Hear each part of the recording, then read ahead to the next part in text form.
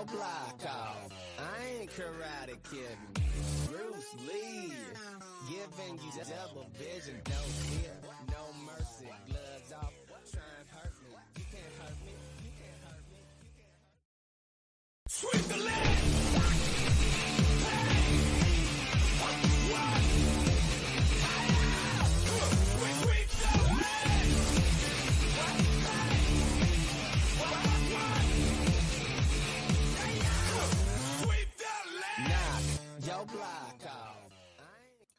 Good morning, everybody. I hope you are having a good Saturday morning. Jerome, Chris, Zane, Labrat, good morning to everybody. Word up to everyone in the chats this morning.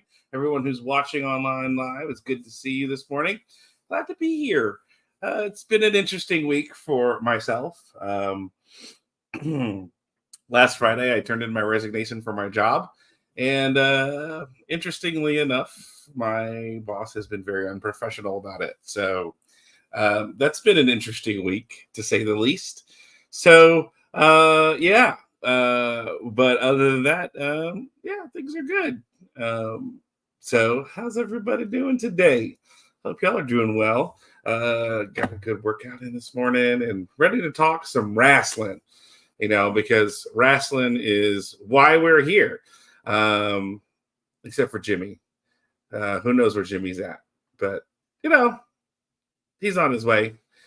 He'll be here whenever that is. So, so what do we want to talk about? To quote the great Cody Rhodes, let's have some fun tonight and let's talk this morning, some fun things. I know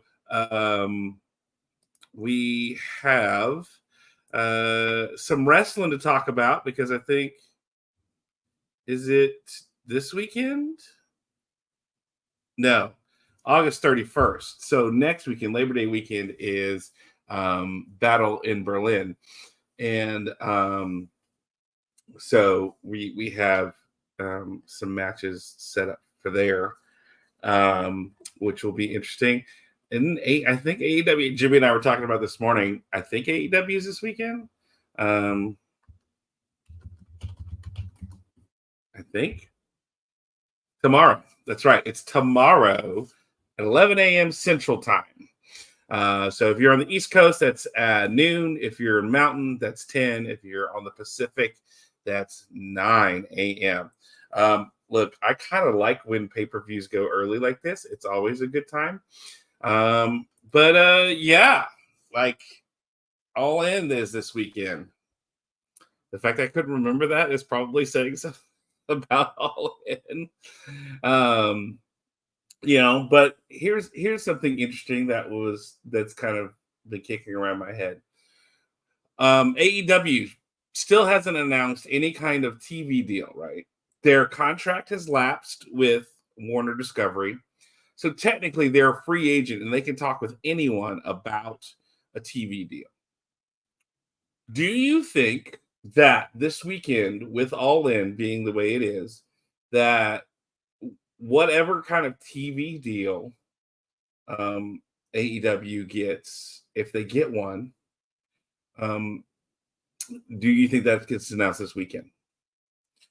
Because optics wise, right? What would you rather? Would you rather announce at a stadium event pay-per-view with 50,000 people? Because I think I saw 50,000 tickets have been sold. So you're 30 off of last year's 80. But okay, cool. And then you want to run a stadium like Texas Stadium next year, or not Texas Stadium, but the Globe Life Field. I don't know. We talked about that last week, but anyway, what I guess the optic is that you want to announce something like that so it looks good when you're at a major arena with 50,000 people screaming and cheering, and then you get to announce that kind of thing. I just think it's weird that at this point, right, AEW doesn't have a TV deal. Like, they're just kind of operating on a weekly basis, kind of per show capita kind of thing, because they're still programming. And then what's the incentive for Warner Brothers Discovery to put them on a TV deal? Because technically they could talk with anybody. And then if that's the case, if they're talking with anybody who is, I don't want to say stupid, but like we know that the return rate for wrestling programming is not high, right? You pay a lot up front, it feels programming, but you don't get the ad space and the views and everything that you would everything else. So what TV network or channel would offer outside of Warner Brothers Discovery? You know, we've already seen that Netflix has paid a bunch of money for WWE. And so then from there, that means SmackDown starting in less than a month now will be on USA, and NXT is going to be on the CW. You know, who knows? You know, yeah. Imagine if they had a TV championship, right? So it makes you wonder what's one, like if this is a big deal, what's the holdup for Warner Brothers Discovery making an announcement? Two, why does AEW not have a deal with anybody? Wouldn't that be interesting to say the least? Yeah. Like a TBS championship or a TNT championship, Zane? What happens if it announces they're going to like some other channel? Yeah. Way to paint yourself into a corner. AEW is kind of painting themselves into a corner by hitching their wagon to Warner Brothers Discovery. And there's discussion that Warner Brothers Discovery may be sold off in pieces. And if that's the case, what would that look like? And where would that leave AEW? So, there's a lot of interesting things right now in the business of the wrestling business that I find fascinating because, at the end of the day, wrestling is about making money. And hey, Revamped is here. He says he's checking this out while on a Greyhound bus. Ooh, Revamped, how is that Greyhound bus treating you? I hear horror stories about the Greyhound bus. So, yeah, Lab Rat. I would agree with you. I would say that.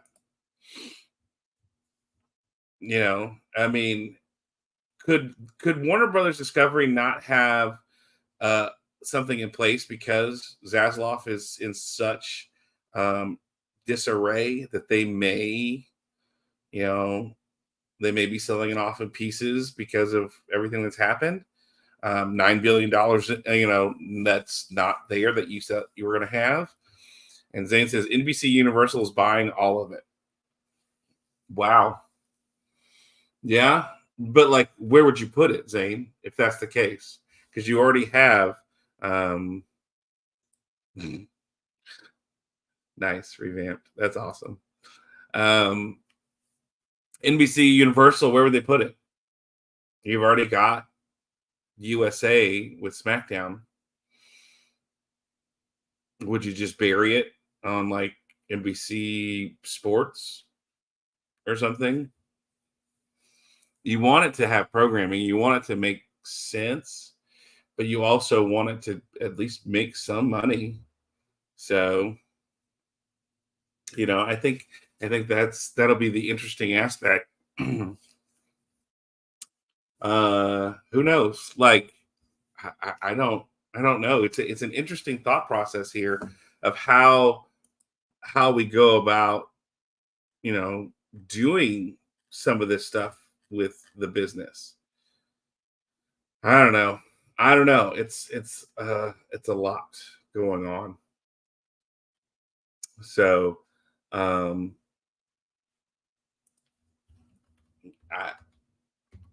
I think it's an interesting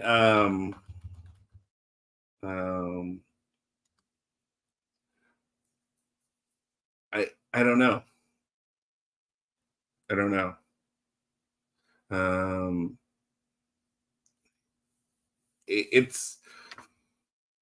It's interesting because you have things like UFC, you have things like WWE, and obviously there's programming, MLW hasn't made that leap.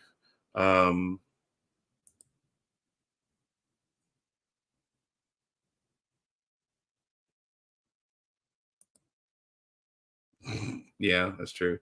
You mean the Mile High Club?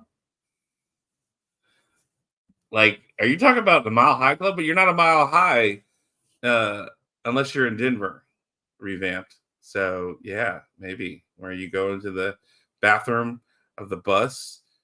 But that would be the Bang Bus. So are you on the Bang Bus revamped?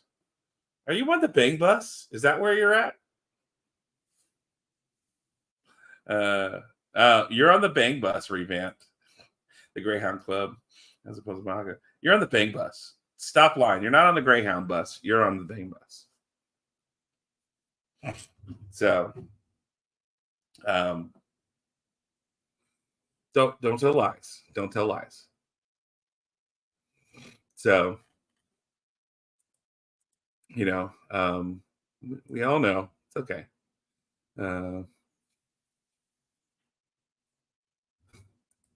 I forgot that TNA was on the Travel Channel. Labrat, thanks for the reminder that they were on the Travel Channel.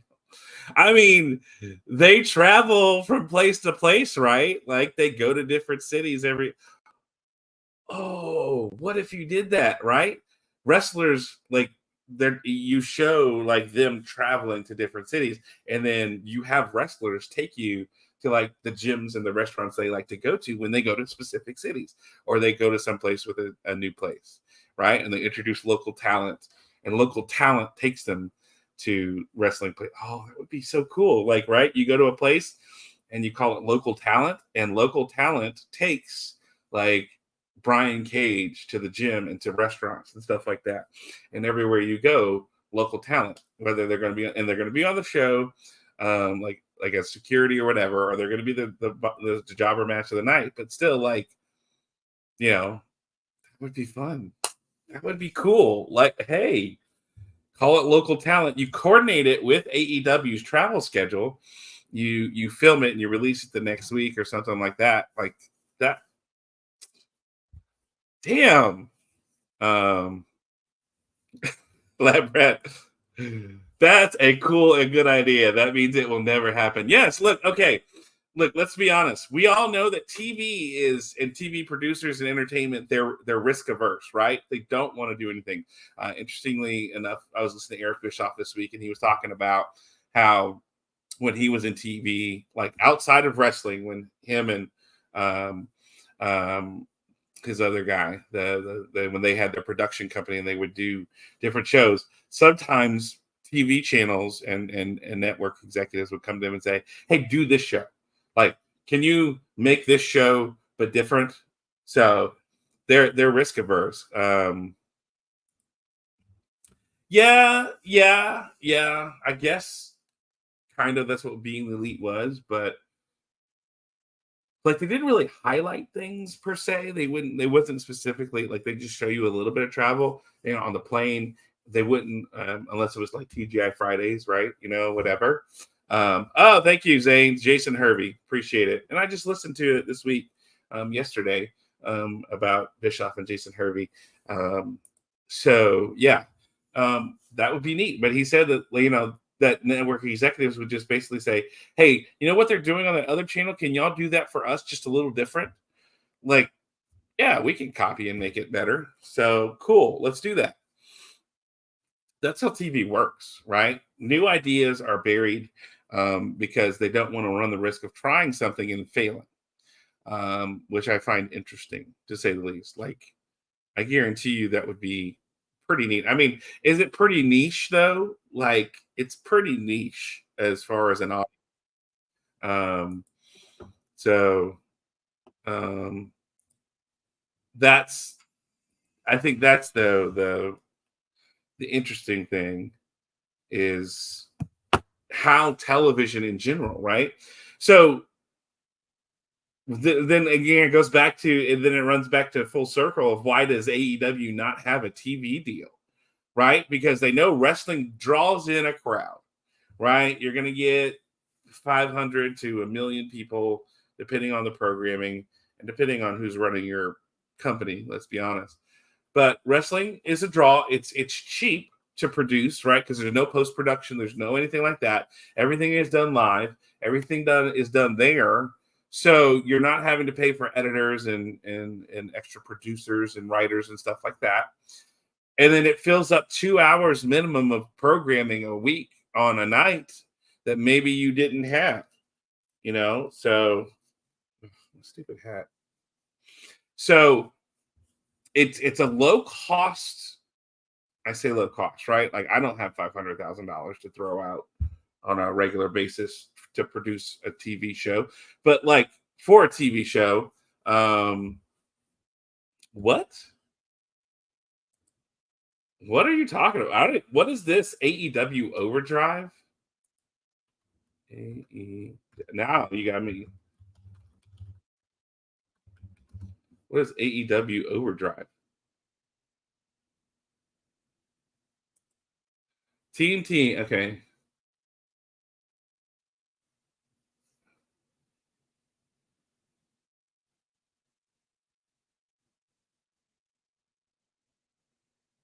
Okay.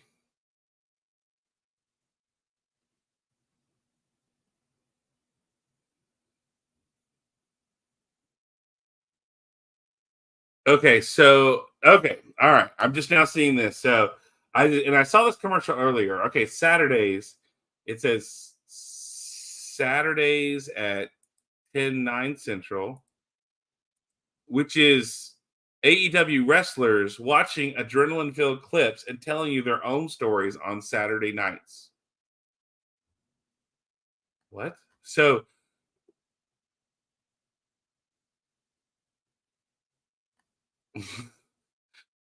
they what? What? So it's a clip show. Wrestlers are watching clips of things and then reacting to them and then telling their own stories. So like when did is this on the air? Is this happening?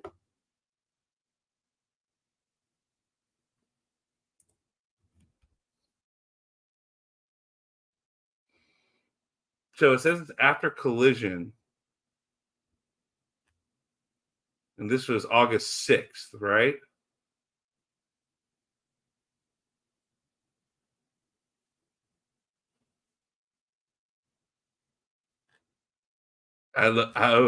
That's okay. Now I have to okay, Lab Rat, you've made me go down a rabbit hole. TNT Overdrive ratings. Okay. Okay, let's see. Rotten Tomatoes. Rotten Tomatoes has TNT Overdrive.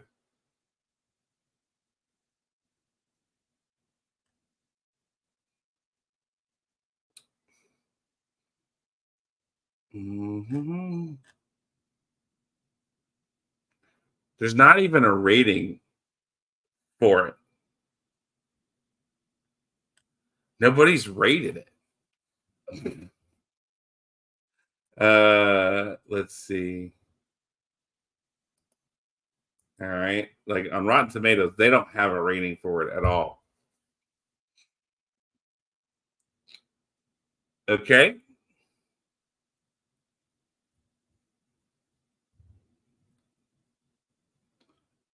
Oh.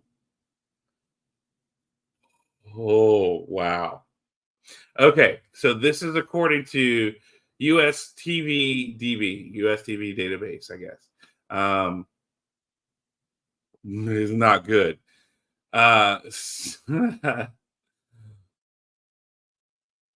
Okay. So, wow. So TNT, has the okay. I'm gonna look, and this is just shows you TNT their top shows, right? Number one, TNT top show, AEW Collision, 400,000 audiences. It's up 10%, on a week, from where it was. AEW Rampage is number two, 295. Ooh. But it's up 35%. TNT Overdrive 118. It's down 24%. It's a negative 24% change. Um, so, um, oh, this is not good. So on August 10th is when it started, okay, or it's what's listed as here, is the first ratings for it in August 10th, and I guess they're titled and everything. It's called Pure Adrenaline. So in the 18 to 49 range, they got an audience of 56,000, which is a 0.04 rating. The P2 audience, 156,000, 0.5 rating. They have an head of household rating is 100,000, 0.08. Week two, they don't even have an HH rating. The demographic of 18 to 49 dropped to 46,000, and the P2 dropped to 118. Yeah, this sucker is not doing good. So from August 10th to August 17th, they dropped from 156 to 118. Like, that's massive.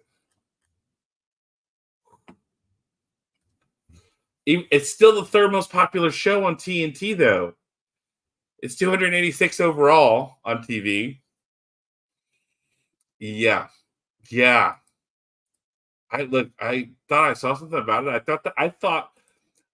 I thought Lab Rat that they were calling Overdrive like the night with Collision, right? They were going to have some like street outlaws and everything like that, just based off the commercial.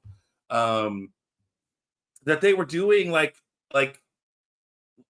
Overdrive, like, you know, the Nitro block, right? The Nitro block. That's what they were doing. That's not what they're doing. Oh my God. Oh, this is bad. This is real bad. Whoa. Yeah. Oh. See, you can't say it's the modern day Nitro, Zane, because at least for 83 weeks, Nitro was beating Raw. Like, I saw somebody jokingly put, it's been 83 weeks since AEW has hit 1 million followers or 1 million viewers. So, I mean, if you want to say that, there's that. But yeah. Good night. That's and I seriously thought, because I saw it at the gym one morning. I'm not paying attention. I'm not really watching the TV. I thought that's what it was, like the Nitro block.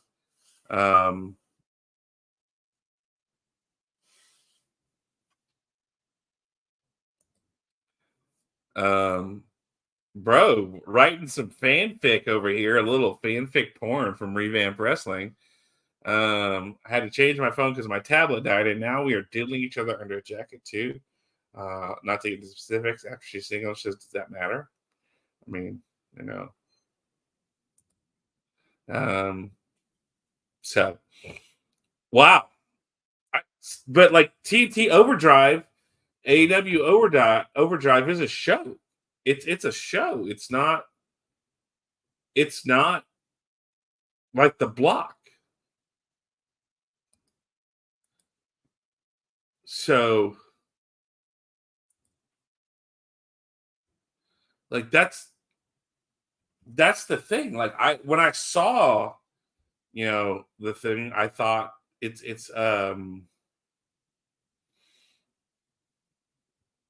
know, I don't know. Like, it's super confusing.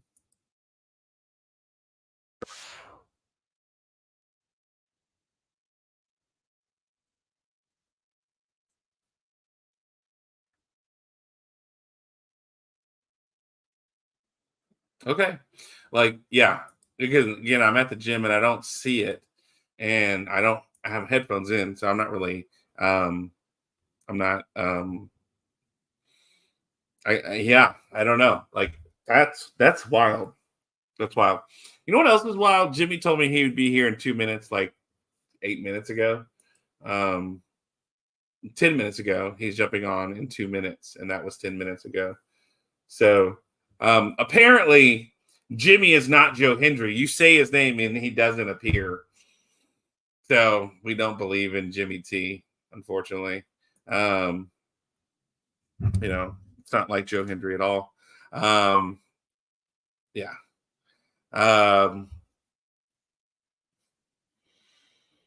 So yeah, like interesting. It's interesting how, I mean, granted, WWE has 40 years of being on TV, being relevant, bringing in, being consistent, and the production levels to the next level. But still, with TV networks knowing how they work, let's do this but different. Let's do the same format, right? Like, I mean, think about all the comedies, right? That we had growing up. It was, we had A Single Dad where uncles helped raise girls. Okay, well, we had a family comedy, a family comedy, a family comedy. It's like rinse, repeat, same ideas, different stories. Oh, well, let's just change some characters or different things, right? They make money, so let's do that. We have Survivor, we have Amazing Race, we have these things of where we travel and do all these different things. Okay, cool. Like, yeah, let's rinse and repeat. And Practical Jokers. I don't know. Hey, what's up, Blaze Nick? Good to see you. Wake and bake. Let's do it. So I don't know. Like, why is it that we don't hear these things? But like, I find it interesting that here we are in August. We have no TV deal for AEW, but TNT's created a new show for them. So it goes back to my thought. Does that mean this weekend, tomorrow, with a full crowd, that Tony Khan at the press conference announces a new TV deal with Warner Brothers or TBS or TNT or Turner or whatever, and whatever they're doing? I don't know. It's interesting to say the least, how this business is just all over the place. So the fact that, I mean, like, here's the thing, right? AEW can't get a TV deal. How are you not making money off this? How? I don't know.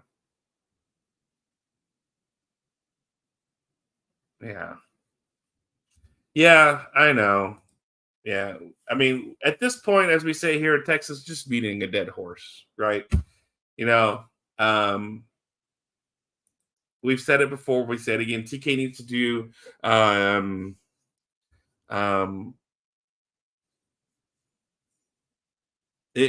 he needs to do a roster purge. He needs to have a content czar or content continuity person. He needs to let someone tell stories, and he needs to do the business aspect of it. He's being Jerry Jones, and he needs to be not involved. Like, I can't, like Robert Kraft. So go get handies from a salon while somebody else handles the stuff. I don't know. Make someone team that has a good general manager. Be the owner of the San Francisco Giants and find your John Lynch and let him run the team. Hey, there you go. Zane is buying Warner Discovery, and I'm bringing back Andy Griffith and Tyler Perry shows. Done. I'm all for it. So, all right, guys. Well, it's been 30 minutes. I've waited on Jimmy long enough. I have things to do, so we're going to just go ahead and talk SmackDown. Again, I like talking the business of wrestling business. I can't figure out, because, again, I didn't watch live. I don't think last night was live, right? Because weren't they in Washington, D.C. last week? I felt like last night wasn't live, but I don't know. Let me check.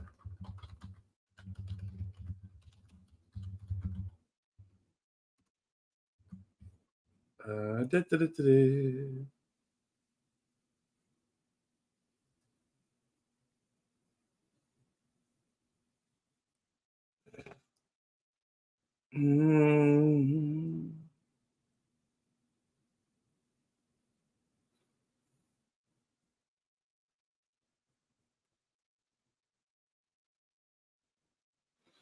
I'm trying to see.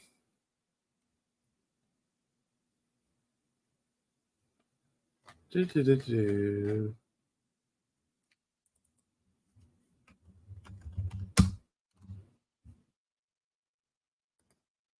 Maybe I'll go to Wikipedia. Maybe they'll tell me.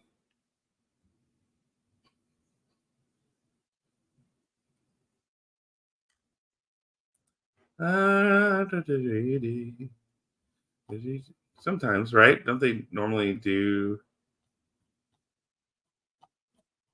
I don't know. All right. Don't care. It feels like there was a lot of. I thought they were in Washington, D.C. last week. Maybe I'm wrong. I'm probably wrong. I'm wrong.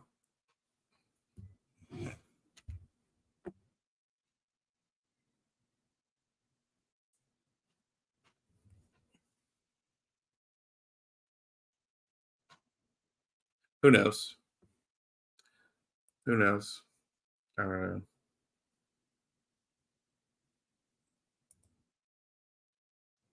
I don't know. Again, I don't pay attention. I watch the highlights because I have a life. It was so last night. I went out with my girlfriend, and my girlfriend had hired a new audiologist. That doctor came in because they were apartment hunting. So the audiologist and her husband, and then her office manager for the Fort Worth office and her husband, and we all went out to dinner.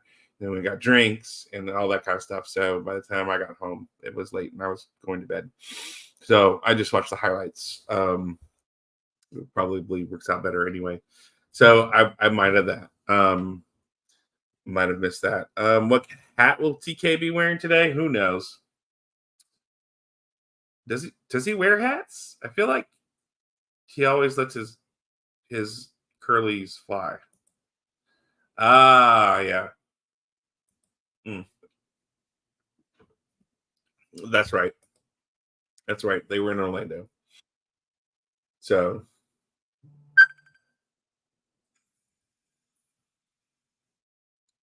Jimmy apparently tried calling me.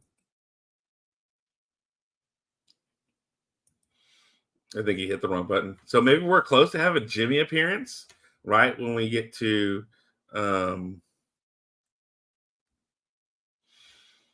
getting ready to start.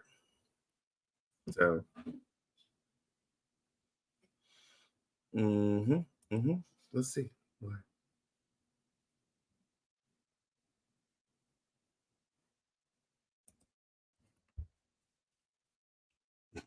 Done. Zane, lab rat, Duns cap. Okay. He's been coming out with Max and WB Discovery had the last few announcements. Okay. Look, maybe the deal is they go to Max. Maybe they're going to be streaming on Max to help out there, or some kind of streaming service. Maybe they have a deal there. Who knows? Um, I don't know. I don't know. Um, maybe he comes out. Yeah, maybe he comes out for the presser at the end of All In tomorrow, and he has a Warner Brothers Discovery hat, and they announce they have a deal, and that they're moving their talents to Max, the Max Championship, right? The men's Max Champion and the women's Max Champion. Um, yeah. So who knows? All right. Well,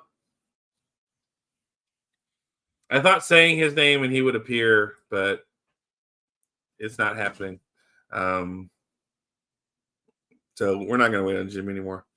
Let's do this. Let's talk SmackDown. So here we go, ladies and gentlemen. Last night it was Friday, August 23rd, 2024. They were at the Capital One Center in Washington, D.C. On commentary was Corey Graves and Wade Barrett. So we begin the show with my favorite, a talking segment. That's not how AI works.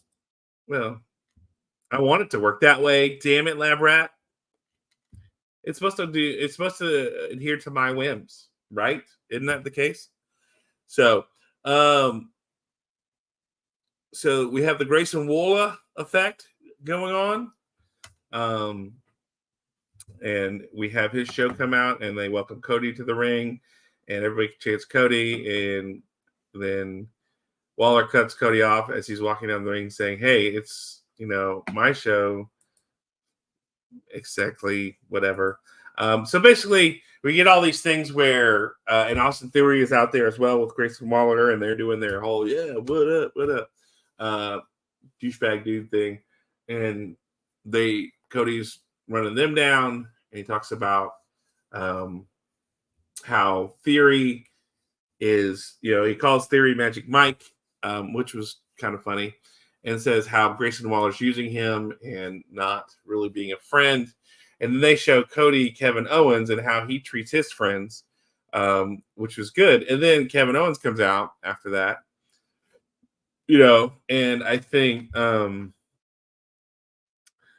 it was funny because it was Kevin Owens turning on Sammy, John Cena, Chris Jericho, Kofi Kingston, and then Kevin comes out and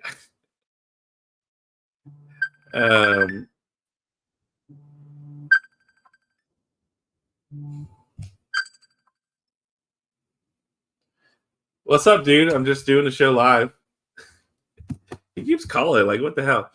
So, and I love how Kevin comes out, and this is where I'm I kind of started to enjoy this segment, because everything up to this point was the Magic Mike thing was all right.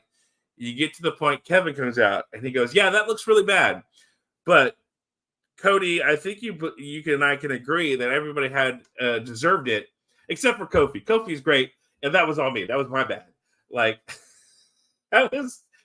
I appreciate Kevin leading into those storylines and everything and be like, well, except for Kofi. He's great. My bad. Kofi, I'm sorry. My fault. That was so good. I enjoyed it so much. And then he goes, yeah, we could go and do all those things and all that. But how about we just have Nick Aldis come out, right? And Nick comes out and he's like, yeah, Nick, you look great. You pull off a suit way better than I can. But hey, can we just go ahead and make this match for later tonight? A tag team match of me and Cody versus these two doofuses. And he's like, yeah. And he goes, okay. Hey, by the way, can I go and punch them in the face? And Aldis is like, okay, make it quick. This is how you do a segment. This was entertaining. I enjoyed it. Especially at the end with Kevin. And then they run in and they beat up these two clowns and off they go. It was good. I enjoyed it. It was entertaining. I liked how they do that. And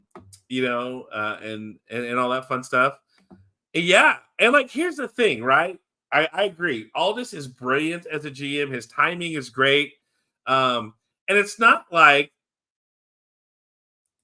oh, see, that was the best part, because it's not like Aldis couldn't do it himself. Because let's be honest, Aldis is a freaking, tank in and of himself, and he could do it. But yeah, go ahead. That was hilarious. I liked it. I liked that. Yeah, that he gave me. Yeah, go ahead and make it quick. Like he said, make it quick, right? Because he knew that we're up against the time and everything like that. So, I thought that was entertaining. It was different than. It was not your typical opening segment, talking heads kind of thing. They gave it the interesting, especially when Kevin came on the scene, he livened it up and took it in a different direction that made it entertaining. And that's why I really liked the end of this segment. I think the end of this segment really saved it. And I really, he's not a crooked GM, Zane. He's a babyface GM, right? So Theory and Waller are heels, and he doesn't want to put up with their bullshit, right? So sure, go ahead. And I'm looking at it as, let's be honest, we all know Aldis is a babyface GM, right? And he's more effective than Adam Pearce. It appears like the way it feels to me is that Nick Aldis has more respect, and I think it's because of the way he treats the wrestlers. And like, okay, because like Kevin saying, "Hey, is it okay if I go punch them in the face?" And he's like, "Okay, make it quick."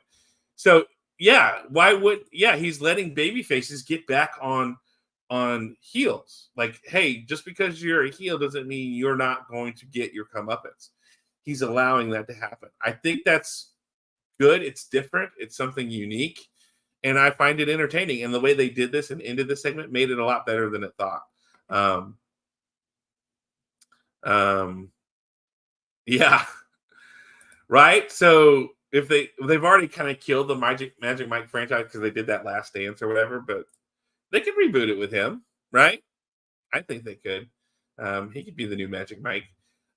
So yeah, good, like interesting build up because it was a little slow because you're thinking it's a typical thing. They changed it when Kevin Owens made an appearance, helped end it well, and then we go to a commercial break and come back to United States Championship match of LA Knight versus Santos Escobar. And again, let's do something different. Hey, we make our introductions. Legado de Fantasma come in and they beat the crap out of LA Knight. And because the match hasn't started, there's nothing to do. And Santos Escobar and Elektra Lopez are in the ring like, hey, well, I'm not doing anything. The match hasn't started. There's nothing we can do about it. Oops. Oh no. Like, oh, what are we gonna do? My bad. Oh, yeah.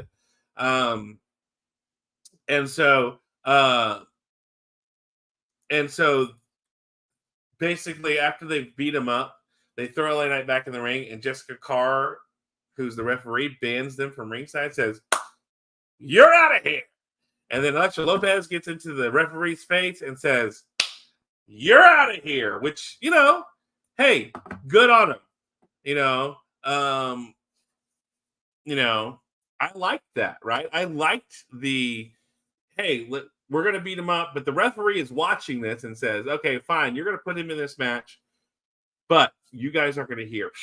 You guys are going, like, no, we're not putting up with bullshit.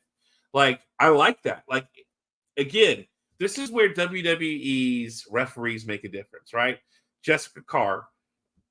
Let's compare Jessica Carr and Aubrey Edwards, right? At this moment, this is the moment where the referee shined because they had the authority to do that, and they did their authority and did their job. The rest of the match, did you really see them? No. Were they pulling it on focus? No. Good referee. Good referee. I think it was done very, very well. The way they did this referee bit and timing everything with all this, introing in is super good. I enjoyed it how they made this an interesting match without even having started the match yet. So, yeah, I know. No, I'm not disrespecting Jessica Carr by comparing to Aubrey Edwards. I'm saying she's miles ahead of Aubrey, like not even close. And another person who's okay, maybe on par with Aubrey is this guy right here, Jimmy T. Oh, yeah. Jimmy T might be on par with Aubrey. So, First of all, I'm much better than Aubrey. Two, Jessica Carr, she's better than Aubrey, but she's so like how do I put it? Sort of goofy. Does that make sense? Hey, don't call me Aubrey T, lad, bro. Do not call me Aubrey T, bro. Yeah, there we go. Otherwise, I'll give you something to test on. All right, and it won't be nice. That one's getting a star. We got our first star of the day from Lab How dare you fucking say Aubrey T, bro? I mean, come on. It's Aubrey T. That's an insult to me, not Aubrey. You know what I mean? Jesus. I think that's why he did it. Anyway, that threw me off. What was I saying? Yeah, Jessica Carr. She's a bit goofy, if you know what I mean. But let's be honest. Let's be honest. Like a lot of the refs are in WWE, right? You're a referee. One, you're supposed to look a certain way, behave a certain way. A lot of them, and then you're trying to portray authority to guys who are way bigger than you, and muscular and all that kind of stuff. And you're trying to portray that kind of asked like, "Oh, Lab Rat apologized." He said, "Oh, sorry, wrong one. It was a little harsh. Sorry." That was harsh, man. I'm not happy with you now, lab rat. You're not a crab cat anymore, bro. That's it. Nah, I'm Whoa! joking. I'm joking. Wow. So, but I mean, I think that's the thing. Like, they always look a little goofy and awkward because, like, you're having to be an authoritarian figure in the match, right? But you're also having to try to like not show up everybody at the same time. You're wearing the short striped shirts and everything along those lines. So, like, I think to be a referee in general, you're a little goofy. Like, some of the wrestlers here, like the wrestling referees that are here that I know. To be in fair, area, all the refs are goofy, really. All companies. Yeah. They're dorks, bro. All of them. Yeah.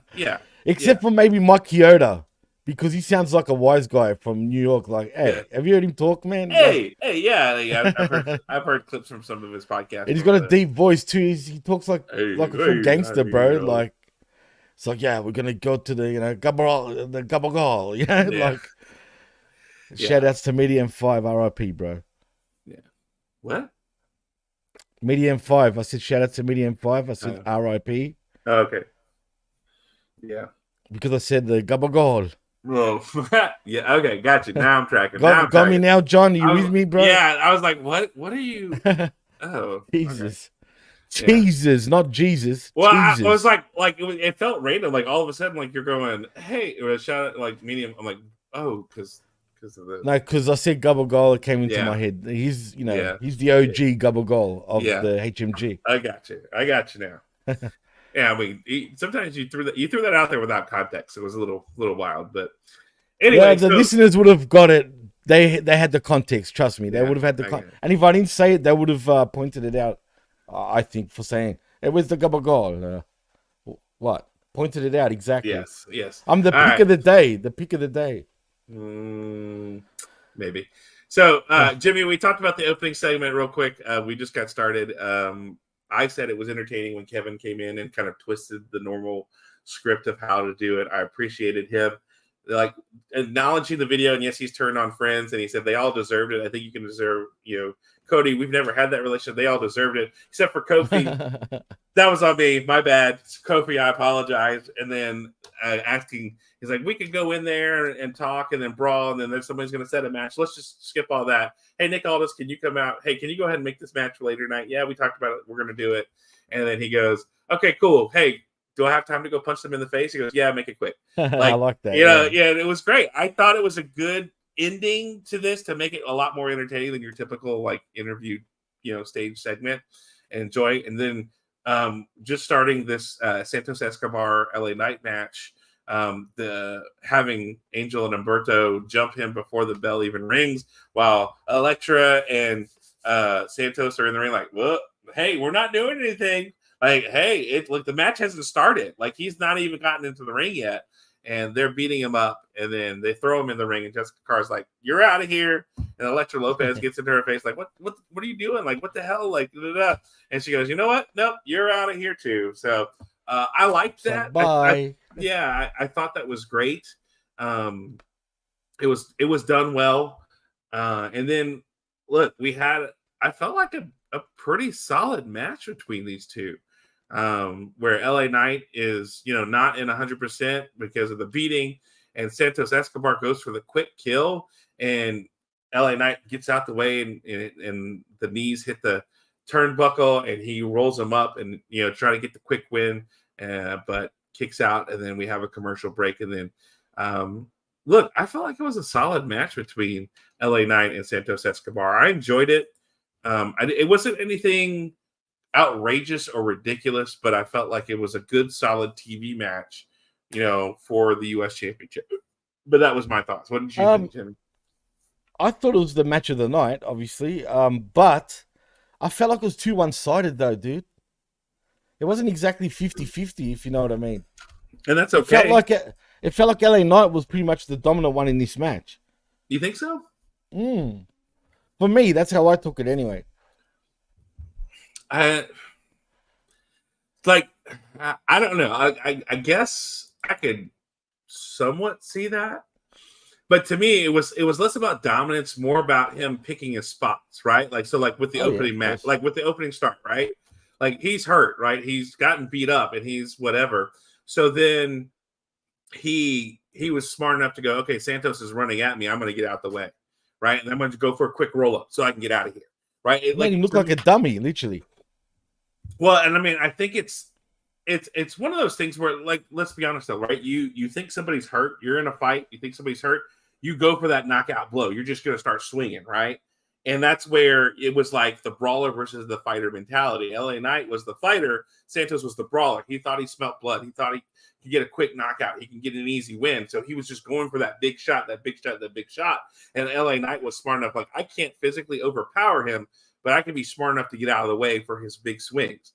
That's how it felt to me, like a real kind of MMA boxing match where one guy's hurt and he's kind of just avoiding those big knockout punches to kind of stay alive, and he did till he hit the BFT for the 1-2-3. It was pretty fierce. It was like a fast, action-packed type of match. Yeah, but and it didn't go for long either. It felt like no, it was a commercial break. But you had because here's the thing: you had all that hubbub before the match, right? Outside the ring, and then the Jessica Carr bit, and then you started the match. So you had a good 4 or 5 minutes before the match started with the story that was being told. And then to me, anyway, the story they were telling in the ring was Santos Escobar just wanting to get that big knockout, quick win over a hurt guy. And then LA Knight is that fighter who says, I recognize that I'm hurt, so I'm going to try to just avoid the big punches and go for the win when I can get it. Right. Yeah. I mean, how many times have we seen fights in boxing or MMA where a guy gets hit and you can see he's rocked and he's hurt, and the other guy just comes in and starts wildly swinging, and then the guy who got hurt, man, right? And he's going in for the kill, but the guy that's going in for the kill gets knocked out by the guy who got hurt because he's just you know what composure. They say, right? We know the guy that's sort of skitzing out, that's just going crazy is the guy that tends to lose to the against a calm opponent, for example. You know what I mean? Mm-hmm. GSP is a good example. He was the calmest dude. He's not going to lose his shit, but anyone that loses his shit, he would just fucking tap him out. You know what I mean? Right. Yeah. And I agree. And that's I felt the story they were telling. So I enjoyed this match for that reason, because I felt that's the kind of the story they were telling with this. So because I like the story, again, I agree. To me, it was match of the night, but part of it was the execution of the match, but part of it to me was the storytelling of the match. That's why I enjoyed it. You know what's weird, and we both tripped out on this because we were talking about it off the air, but I thought it was weird having this match already booked, thinking that Bash in Berlin was on tonight. You know what I'm saying? Yeah. Right? I'm thinking, why would they book a US title match on the SmackDown right before the pay-per-view the night before? Thank God there's no pay. And even you thought, what are we going to do? And I was convinced too. I'm like, hang on a minute. And then I looked it up and I'm like, yeah, me too. Fuck. How the fuck did I think it was a pay-per-view this week? Not All In is tomorrow. And we thought All In was tonight. Right. So, are you all in, John, by the way? No. I'm not even all in. No. I mean, it's tomorrow at 11, maybe. We'll see. It's 11 It's on at 1 a.m. for me. 1 a.m. for me. It's 11 p.m. our time for me. So it's or 11 a.m. 11 a.m. Sorry. That's a decent time. That's usually the times that that's lunch. Right. For me, when Raw's on or SmackDown Live, it's 12 midday, for us. So I've never had that problem, but Zane Vish is saying something has to carry TV, Jimmy T.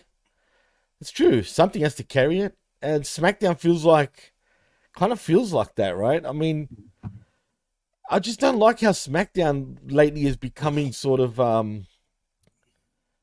the good thing is it feels different than Raw, but it doesn't have, for example, they've lost Randy Orton now as well, right? I don't know if you know this. Officially, Orton's on Raw now. For whatever reason, don't ask. They just decided to do this shit. I don't even know why. And they didn't even explain it. They just, because, right? And the thing is, I feel like they still need some guys on SmackDown. The Bloodline thing can't carry SmackDown forever, dude.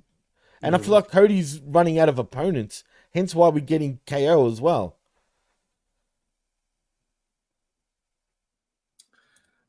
I mean, there's no real heels, dude. There's no big heels. There's not enough heels on the SmackDown brand other than the Bloodline. That and Santos Escobar, right, and Grayson Waller. They're pretty much your main heels.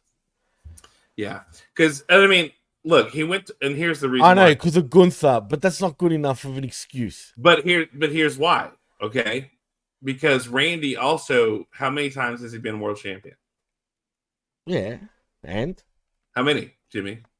14 times, I think. 15 times. Oh, 15. There you go. 15. So, right. So, like, you know, if he wins this, if like the whole thing is, well, he could win this because of RK out of nowhere, but also he ties John Cena and Ric Flair for the most championship wins. No. That's 16.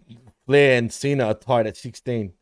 I did you not listen to what I just said? Oh, wait. I said 14 he's won it, and you said 15, didn't you? He's at okay, 15. Sorry. My bad. Yeah. And I said, if he wins, that makes it 16. He ties it. Ties. He's not going to win, but... Well, look, you and I are in agreement that he's not going to win. You're not. I mean, look, it's WWE though. How many times have they had a guy lose in his hometown? I know he's Austrian and not German, I know. But they're not going to do that to Gunther right away. Why would you build him up for all that? There you go, John. Eat a dick. Thank you, Zane. I love it. Thank you, Zane. I owe you for that, man. I got my color. I was just getting a lashing for being wrong, but I was right. I was giving you a lashing about, you know, whatever. I'm joking. Okay. Him and Triple H are tied. That's what it is. Him and Triple H are tied. Hunter's on 14 as well? Yeah. Damn. Well, he ain't winning anymore. And Liz. HMG First Lady is in the house. What up, Liz? The first and only lady of HMG. I think, anyway. I mean, there's probably more. But yeah. Hey, Zay says to holler at him later, Jimmy. That's why they call him vicious, John. True. So you know, anyway, I think you know that's the whole purpose. Is you know maybe they're doing. I don't know, but who knows? Like I don't know, Jimmy. It's weird, but Randy is a babyface, and at this point, like.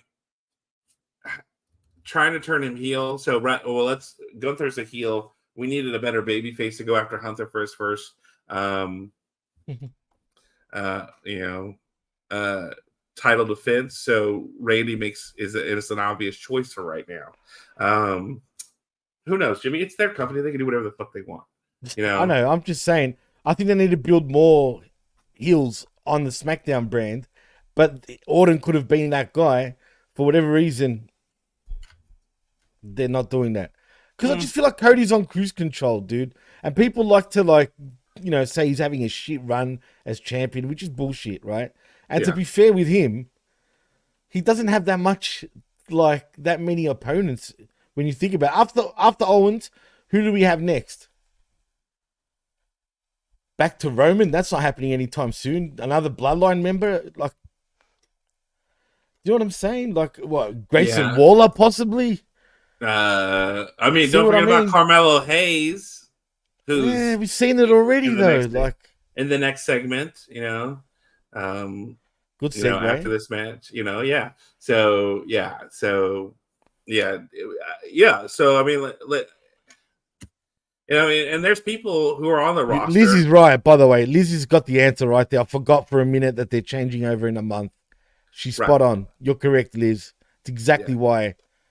They're friggin' probably being on cruise control because they're changing over in a month. Right. You know, well, guess what? We said it's on September 13th, SmackDown goes to USA. So if you think about it, from September till January, USA will have Raw and SmackDown. Because they've already... for 3 months, both of them, basically, Right, you know, until January. Because I think it was January 25th is when Raw goes to Netflix, right? And they said USA said they're going to continue to carry Raw until the Netflix deal kicks in. So for 3 months, the home for WWE is going to be USA.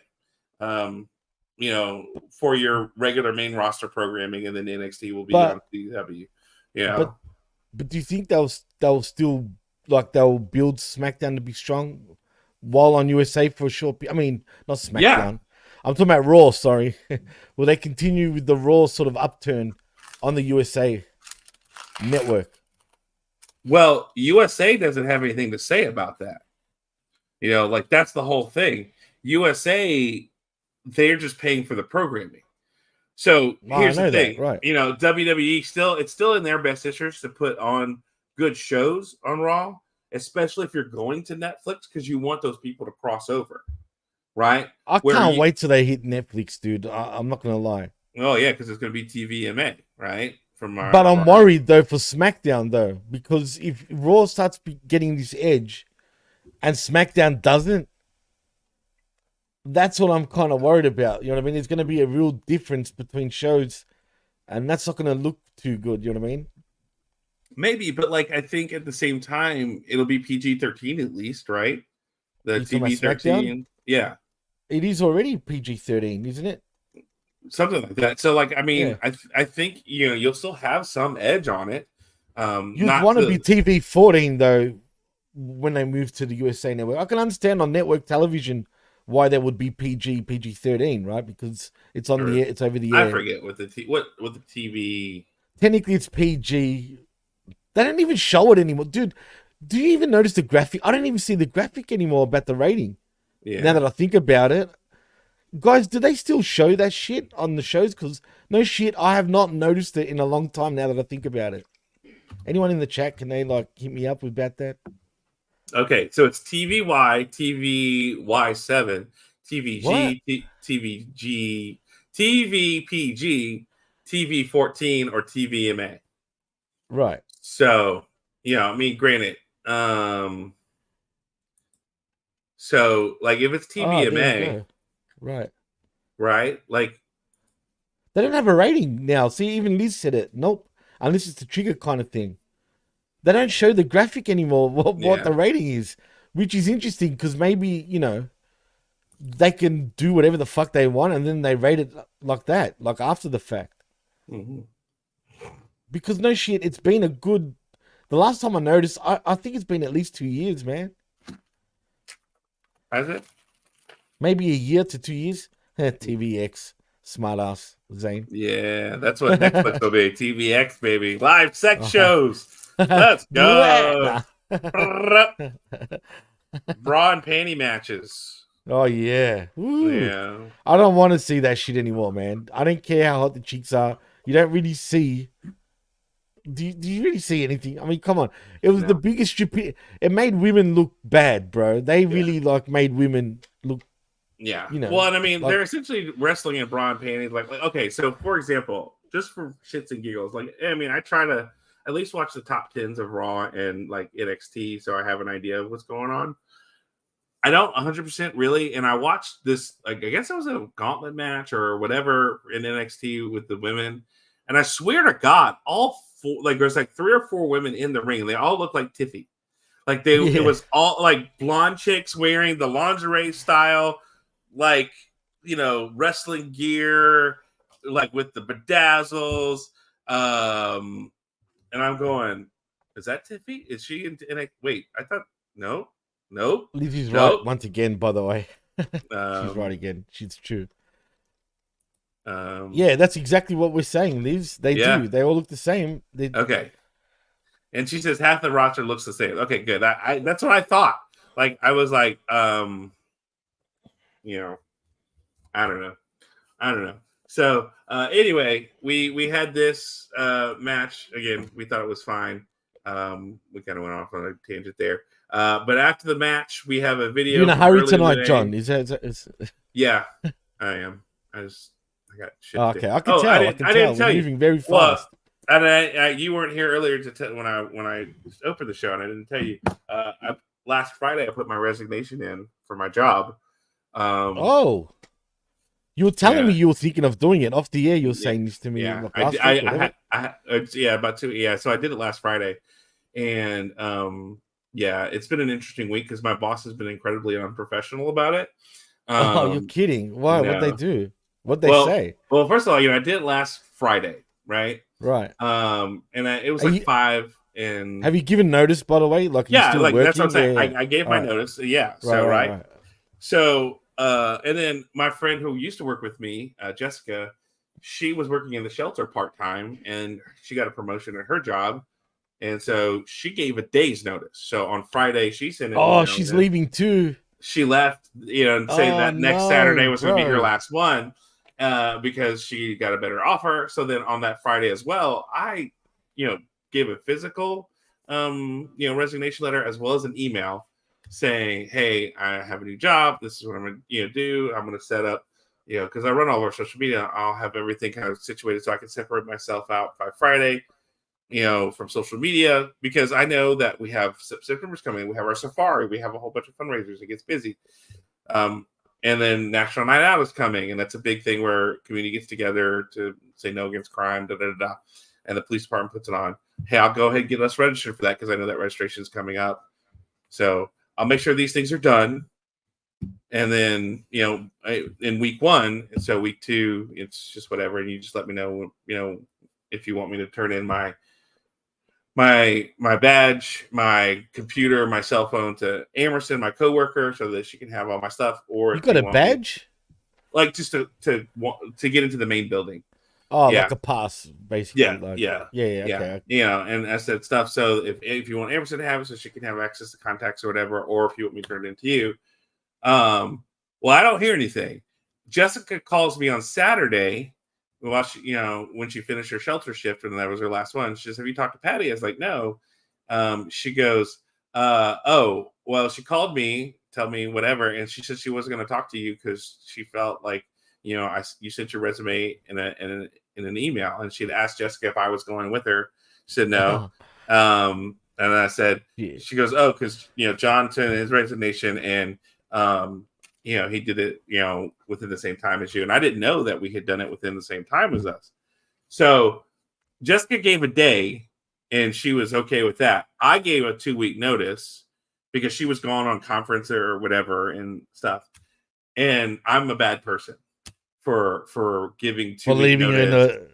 Leaving her in the fucking get out of here. Yeah. Don't feel bad. Yeah, so I did the I haven't heard anything, and I'm not gonna whatever. It's not my job. I've laid out what I need to do, and I want to get stuff taken care of. So, I'm trying to make sure Miss Patty has the Google business thing. So, and I sent her the email a while back for it, so I resent it. And the way Google does it is if you run the profile, it says you own the business, right? So apparently she got real triggered by that because I got an email you don't own the social media. I was like, I know, I'm just giving you all the information because you haven't done anything with it. So I'm trying to give it to you so you can have everything. And you're not, you're signing things to people. It's like, no, I'm giving it to you so that you can do with what you want. I mean, on our Facebook page, the only thing I did was I said, okay, Shelby, who does our website, she probably would be the most logical person to also monitor social media. That's all I did. And then later, in this time period in the morning, I did all this, and I get this email in the afternoon berating me about how awful I am. And I'd asked her not to really say anything, and she added people that I didn't want to know. So now they know to this email. And then, professional, dude. And then I told her I was going to register for a National Night Out, and then Miss Debbie is probably the most logical person to get that because she's second in command. She runs, and she normally handles this stuff. And so, sent an email. I guess Debbie had gotten, because I registered and used her information, and she's like, okay. I guess she sent it to Patty, and it's like, oh, well, looks like John. And then she sees me on it again. He's making decisions about who gets what, and da-da-da-da. And I'm like, okay, so... Yeah, she still hasn't talked to me. She still hasn't said anything. She hasn't called. She hasn't nothing. So she's just butthurt, dude. Don't take it personal. Oh, I'm not. I'm doing I'm trying real hard not to be just okay, fine. All my shit is out of my office. All my stuff is here. I'm not gonna give you another week. I'm done. I can go work right now. But I'm trying to be professional, and you just gotta fucking bite your thumb, bro, because that's what I'm doing. Think about it, right? You just said your co-worker Jessica, resigned also. Now you guys obviously were a big part of this company. You know what I'm saying? She's lost two of her probably, best workers. And now she's left in the lurch sort of thing. You know what I'm saying? So don't take it personal and don't feel bad about it. That's just business and that's life. You know what I mean? So well, that's not business. Like that's it's so unprofessional. I'm saying business on your part, not on her part. Yeah. That's what I mean. Like, I'm just, whatever. So I don't know. I'm going to tell the kids on Thursday, next Thursday. I haven't told them yet because, it's a thing. And I'm not trying to make a big deal about it. So, and then next Friday be devastated. Probably a lot of. Now you're feeling bad again, John. Don't feel bad. No, I'm good with the decision. I'm going to be honest. I'm probably a little burnt out. Like, I'm tired. You probably wanted a reason to get the fuck out, pretty much. A little bit, but like, I'm tired of all the bullshit in the office and the toxic work environment and just apparently like Miss Patty's had issues with me, like, or whatever, and I did stuff wrong, but she didn't come talk to me about it. She talked shit behind my back instead of just coming to talk to me about it. Like, I don't want to be in a place like that. I hate people that do that shit, bro. Yeah, no. You're the executive director. Your job is to control that shit and have a conversation with the person you have an issue with. Not talk shit about them behind their back to other employees, right? That's not. Did you ever confront her about that shit? No, because it's not my. You should have, so she's aware that fucking people. If we have an exit interview, don't believe me, that won't be brought up.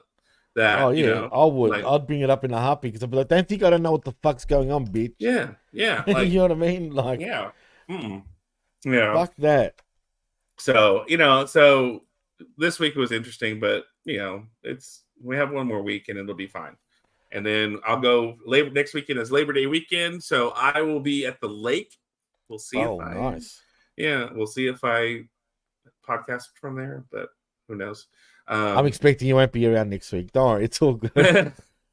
It's a busy one too next week. Yeah, you're always not around on the week of the pay-per-views now. That's another trend, the new one. I've noticed because they put them on holiday weekends. They put them on holiday weekends. I'm cool. I'm cool with it. So I'm just saying, I may pop in. I may say, hey, send me the link, and I might do a pop in. I'll send you the link anyway. If you jump in, you jump in. Like, you know what I mean? Yeah. So I'm just thinking if we turn Smack Attack next week into a review show. Yeah. Or preview or review. More than likely, it'll be a preview. Okay. Is SmackDown in Germany next week, or do you know? Yeah, next week it's. Oh, I don't know if SmackDown's in Germany though. I don't know if it's going to be a tape show or not. All right. So. Anyway. Yeah. So anyhow, let's go back to this video. So we have Carmelo Hayes talking about how he beat Andrade, and Andrade storms in the dressing room, and WWE gets between the both of them. And then Andrade says, "I'll see you next week." So I'll see Jewel next week. I'll see you next week. So yeah, we got that, which is okay, cool. So more of the same. That's interesting to say the least. Talking shit about somebody behind their back. Carmelo does the same thing, and then we get a commercial break, and then we come back, and there's Legado de Fantasma. They're arguing. Santos Escobar yells at them and he says, "Nothing you say will make up for what they did." Apollo Crews and Baron Corbin walk in, clapping sarcastically. Escobar says he won't stand for this disrespect. He will talk to Nick Aldis, and they will sort it out next week. So we're gonna get a Apollo Crews Baron Corbin match against somebody from Legado de Fantasma. How exciting! I forgot about Apollo Crews and Baron Corbin already. Shocker. So, so they're back. Cool. Liz says yes. It will be in Germany, and I think we'll get a pre-tape like they were in the UK. Okay. So, okay, cool. Makes sense. Yeah, because the show is live, so they're not going to put it at like 2 a.m. there. So they'll probably pre-tape it for a regular time and then air it again on, Fox at the appropriate time. You know what I've noticed too about Fox, and now that it's the last sort of week and shit. Wait, how many more weeks? The 25th, was it? No, when was it? 13th, September 13th. 13th. So. All right. I've noticed a lot of people are struggling to watch SmackDown because their local Fox affiliate. I've seen a lot of people bitching that it wasn't on their Fox network. Yeah. It's happening regularly now. I've noticed. Didn't we talk about that last week? Yeah, that's why I brought it up. Yeah. It's happening all over the place apparently again. Mm-hmm. Yeah. Which is absolutely pathetic, Fox. Don't be butthurt by it. You know what I mean? Jeez. Well, anyway. But it's the local affiliates and their choice for whether they want to do it or not. Yeah, it goes back to that fact, you know. I guess. So, all right. So after that, we have our cinch. I don't even know. 6-woman tag team match. Like, okay, cool. So, like, okay, so we have Alba Fire, Isla Dawn, and Blair Davenport, now called the Unholy Union, versus Bianca Belair, Jade, and Naomi. And this was. Did you notice the way they were dressed? Jade, Naomi, and Kagi? Yeah, it was like Belair. Sorry. Yeah, Belair was wearing like a what is it, the gymnastics leotard type thing. Yeah, like that, and one was Simone Biles, I think. Maybe. I think Jade was. Yeah, they were basically doing the Olympics all over again. Yeah. Yeah, all three were exactly. Yeah. So apparently it was all Simone Biles gears. What? It was all okay. All right, I thought it was 3. Oh yeah, you're right. No, I think about it. Right. Yeah, it's. What's the big deal about Simone Biles, man? Because normally gymnastics is a younger person's game, like 12, 15. 18, wait, how old is she? Simone Biles is married and like 20. She's 27. So she's still young. Like, yes, she's young, but like in gymnastics, that's like super duper old. Normally, really? Yeah, like if she was in like 5 Olympics for gymnastics, which is unheard of, right? So they literally start like competing on a professional level, like at the Olympics at 15, usually. Yeah. So their peak is around 15 to 18, generally. Yeah, that's the peak, and so you usually. I never knew that. Yeah. So a lot of those girls are super duper young. So she's like the most decorated gymnast, ever.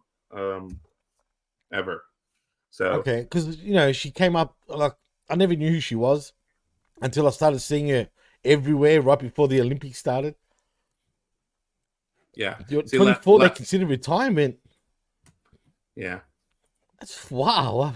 Well, if you make it to 24, like by 21, why does it seem? But why does it seem harder? Like you think at 27 you're at a peak, man, like at a physical type of peak. Because I mean I don't, but gymnastics is incredibly hard on the body. Like it would be incredibly, like the amount of practice and the things that they have to do, reps and everything along those lines. Like I mean I don't know if you know this, but like ballet is incredibly hard.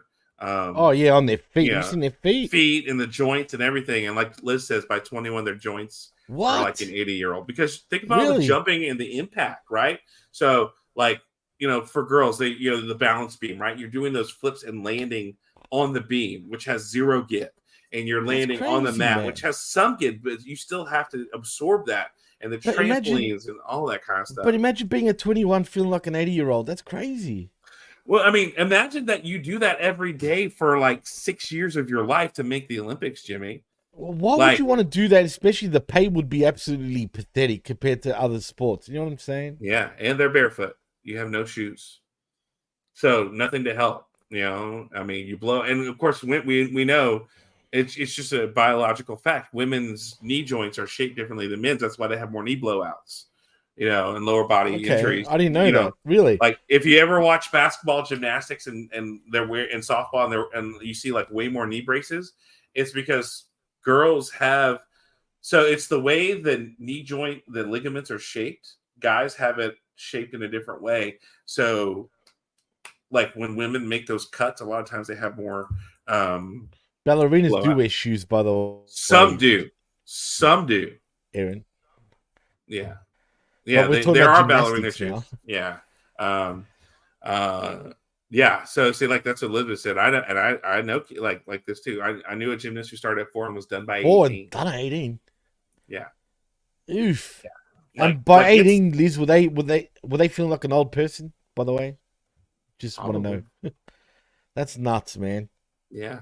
Imagine being that young, feeling like that, though, man. That's just ridiculous, dude. Well, I mean, just Jimmy. Sometimes look at the guys who play NFL football, and when they finish and they're in their 30s and they're walking around like an 80-year-old man, right? I mean, but the concussions are the worst part when it comes to that. You know what I mean? But no, a lot of times their joints and everything too. Like but that's with any sport with a ball. You're pretty much, you know. She said had stopped because had knee issues and was going to need surgery. So, but even with gymnastics though, right? It's a tough sport. So to have for her to be at the level that she's at the age that she's at, with the ability to keep going, it's a pretty big deal. So, look, 6-woman tag match, and I'm thinking like, okay, great, cool, whatever. But by the way, Aaron, goalkeepers last into their 40s a lot of the times. They never retire young. Yeah. I'm just saying they're the ones that last the longest on the soccer field. They do. But yeah, so the 6-woman match was, and I mean, okay, cool. So we're having the people who are going to be fighting in Berlin next week for the title in a match, but it's okay because it's a 6-person match, and the people who the how it wins is Naomi and her group win is because Naomi pins Blair Davenport. Mm-hmm. So the people who aren't involved are protected because, but Jade and them still beat them all up and everything along those lines. So, stupid, man. Like, just have the singles match where Jade and Bianca are out there supporting Naomi, who faces Blair, who's supported by the other two. And, all right, okay. Like, this match didn't make sense. I didn't like it. It felt clunky. It just wasn't good. Some people are saying it was good. I don't know. It wasn't. It was just a showcase, man. Of yeah. Of and I know you said it, but like, why is LaDawn and Alba Fire have these tag title matches? I explained. I know, but like, it's not a reason. It's not a reason. I know. It is dumb, but it's different stuff era. Like this that makes it feel just really dumb and like really. Ugh. So, and what's the point of them being champions when they're friggin' losers, man? Yeah. Do they even defend these fucking belts? That's another thing. Mm-hmm. One time in like a 3-way match or something like that. I think. So anyway, They shouldn't be champs anyway. We agree. Yeah, they shouldn't be champs. I said that from the beginning. But anyway, commercial break. Then we come back with a Bash in Berlin hype video with Natalia narrating it, which was interesting. But it's because you had Bret Hart and Owen Hart and British Bulldog, but still interesting that Natalia is narrating the Bash in Berlin hype video. And there was a lot of Hart presence there. Not what I expected. So, I remember there was a Raw back in 97 or 96, 97. Mm-hmm. That was live from Germany. And I remember all the Harts were there, including even Stone Cold was there. Yeah. That was the last time I think they even done a televised WWE show in Germany. So it's a long time. Yeah. So, okay. So after that, we have the Bloodline come to the ring, and he tells the fans to acknowledge him. And he wants to tell everybody that OTC is done and that fans shout OTC, and that he has next against Kevin Owens or Cody Rhodes, and he's going to return the undisputed title to his family. And people start chanting, "We want Roman." And he says they can chant for him all they want. He isn't there. Third thing he's going to do is be the undisputed champion. He's something wrong with the tag titles. Solo tells Jacob to step up, tells him to give him his tag title and give it to Tangaloa. Jacob gives it to Tangaloa, and Solo tells him he can't be a tag champion if he's going to be his own personal enforcer. So Solo and Jacob hug, and Jacob tells him that he loves him. So we have Tangaloa is back now as a tag team champion, and Jacob Fatu is now the personal enforcer of Solo Sikoa. So what was the point? What the fuck is going on here, man? Because apparently Tongaloa got hurt, and they had to cover it up with the whole eye thing, and so they did the Freebirds rules where Jacob could defend because of Freebirds rules, and now they're just getting it back. So they move goalposts whenever they feel like it again, huh? This is something we got to criticize Triple H on, man.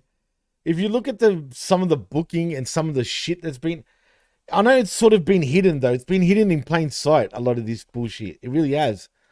There's been a few fuck ups, which I've said this on other shows too. So I'm not going to get deep into it now. But again, there's little things that it's been going on that no one's really been pointing out properly, right? And here we are again, John. I mean, they're doing this shit. And even look, you want to be honest, you want to be completely honest, and I've been thinking about this lately. But when you really break down the Solo Roman feud, think about how dumb this feud is in the way. Oh no, yeah. When I say dumb, like why? And I know people are going to say, but Solo's that young punk that just wants power, right? You know what I mean, for himself. But that's not a good enough reason if you want to go by that. And they haven't really explained it anyway, to be fair. But we're just going to assume that's the reason. But really, why has Solo turned on Roman, really? When you think about it, right? Like, why has he fucking turned? We don't really know why. We're just assuming because he's the young punk, fucking power-hungry kid, right? We're just going to assume that.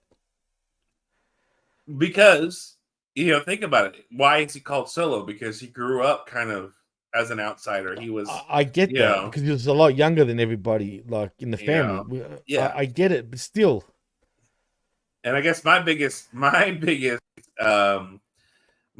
concern is like, and like, is why this, why does Solo Sikoa, who was the enforcer of the bloodline for Roman Reigns, need an enforcer?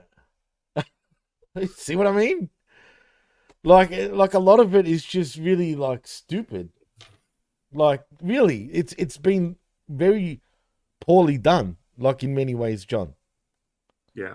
And I don't understand like why. Yeah. Well, I mean, here's the thing, right?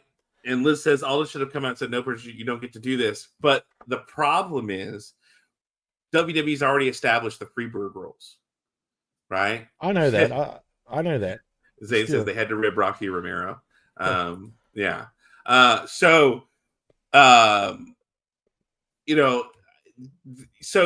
you can't really enforce that because you've established that WWE has Freebird rules. New Day's done it. But it's not official though. Technically, it's like, is it official? No, but they have. It is. Right, I know. We're invoking Freebird rules that anybody can defend the title at any time. Cool, right? So I guess that's the whole purpose. Is like, what standing would Nick Aldis have to say? No, you're not allowed to invoke Freebird rules, right? Because there are, I just think a lot of shit is lazy. Like a lot of things are lazy done, dude.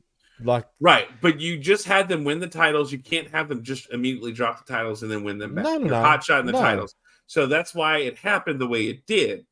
It makes sense. It makes more sense. This makes more sense than the witches having the female titles, and then they're going to turn around and drop them at Berlin, right? They won them in Scotland, and they're going to end them in Berlin. Yeah, exactly. He was just a substitution anyway because he got hurt, and we didn't want to drop him. We want to keep the storyline going. I know, but did they explain that at the time? I don't think they did. That's why they covered up with the eye gouge thing, right? Because he was hurt. He got hurt, and so they covered with the eye gouge. And that's why he had the patch, and that's why he wasn't wrestling. So that was the whole purpose for that, And so, and hey, it gives them an opportunity, like we see later in the night. Hey, now you have Jacob Fatu, and he's doing super kicks with a boot. I know, it's fucking ridiculous. That's 2 weeks in a row now, dude, that he's doing this. Like, he clearly can move properly. You know what I mean? Come on, stop fucking selling this bullshit. Yeah, he's not even selling it, actually. What am I talking about? But if you want to call the moon boot is the sell, literally. Right. Like, that's what I'm saying. Like, okay, let's say this, right? Let's say he got hurt and like we all know he didn't get hurt. He got hurt, and so he's working Nick Aldis, right? So he has the boot on, and then he uses it as an advantage to kick people in the face. To give him that credit though. Kayfabe, he was walking the streets with the moon boot too. So hey, yeah, there's pictures out there like people running into him at the store, you know what I mean, or whatever. Yeah, and he's wearing the moon boot, so I'll give him that. Speaking of the bloodline, though, have you seen the Usos' other brother, dude? That's on his way up. The Usos. There's another brother, dude, another younger one that's younger than Solo, even. Do you know how big this motherfucker is? I saw something like Nila, dude, Nico, or whatever. I can't remember his name, man, but this guy is bigger than Jacob. He's just as scary looking as Jacob in a way. He's gonna be like Rikishi, dude, size wise. I'm telling you, this guy, he's big, man. And if you see some of his indie shit, like there was a video that came up on social media during the week. He's a beast, bro. Like, I mean, savage. Now, whenever he comes up to WWE, not Zilla, that's Umaga's son. I'm talking about the Usos' other younger brother, another brother. There's 5 of them, I believe. Wait, yeah, 5. There's one that's not a wrestler. Oh, no, there's 6. I think there's a daughter too. There's a lot of fucking Usos, put it that way. But anyway, well, yeah, no. There's a brother, not a cousin. It just came out on social media during the week. I forgot his name, and it's not Journey. It's someone else. I'll look it up. I gotta look it up, man. But it was planted all over Facebook at the start of the week. And Zilla is their first cousin, by the way. Okay. Which is Umaga's kid. There's Jules. No. Could be Jules. No. Sorry, I'm looking at the wrong thing. Look at the George Costanza. Yeah. We got Seinfeld, the Seinfeld line, bloodline. I got to look it up on Facebook, dude, and try to find it there. I might have saved it, so I just want to double check. Because I remember I wanted to sort of keep, a mental sort of note in my head. So let me just see. Because I could have sworn I did. Okay, I'm trying to look at it. Or maybe I did. Okay. Shit. Okay, so here's his kids: Solo Sikoa, Jeremiah, Fatu, Jay Uso, Jimmy Uso, and Savannah. It's that one. Savannah. Jeremiah is the one that's not a wrestler. Savannah, Mona Lisa, Fatu. That one there. Or is that a girl? It's a girl. There's a boy. Oh, wait a minute. So it's Solo, Jeremiah, Jay, Jimmy. And Savannah? Yeah. Well, and look, maybe he's a cousin. Yeah. Yeah, but is that the girl? Savannah Mona Lisa Fatu is the girl. All right, well, this video was saying it's a brother. If it's a cousin, according to Labrat, maybe it is a cousin, but this video was saying it's a brother, not a cousin. So I have no idea. Whatever the case, he's a big dude. And he looks like a machine. But I'm not sure if it's a brother now or a cousin, now that Labrat said it's apparently a cousin. Yeah. Yeah. So that's according to, like, I'm looking online. That's who Rikishi or Solo Fatu Jr.'s kids are. Okay, so there's 4 boys, 1 girl, correct, that you're reading? Yeah. All right, Jeremiah is definitely not the wrestler. Yeah, I can tell you that much. Yeah. Yeah. So there's Zilla, who is Edward Fatu, Umaga's. Yeah, that's Umaga's kid. I know Zilla very well. Like, is he? And Jacob in Journey is another one who is Samuel Fatu, the Tonga kids. It must be Journey. I'm pretty sure it's Journey Fatu, man, which must be now Jacob's brother. Well, Jacob's brother looks scarier than Jacob, brother. Dude. It's Jacob's brother. Journey is Jacob's brother. Oh, he's a machine, bro. I'm telling you, he looks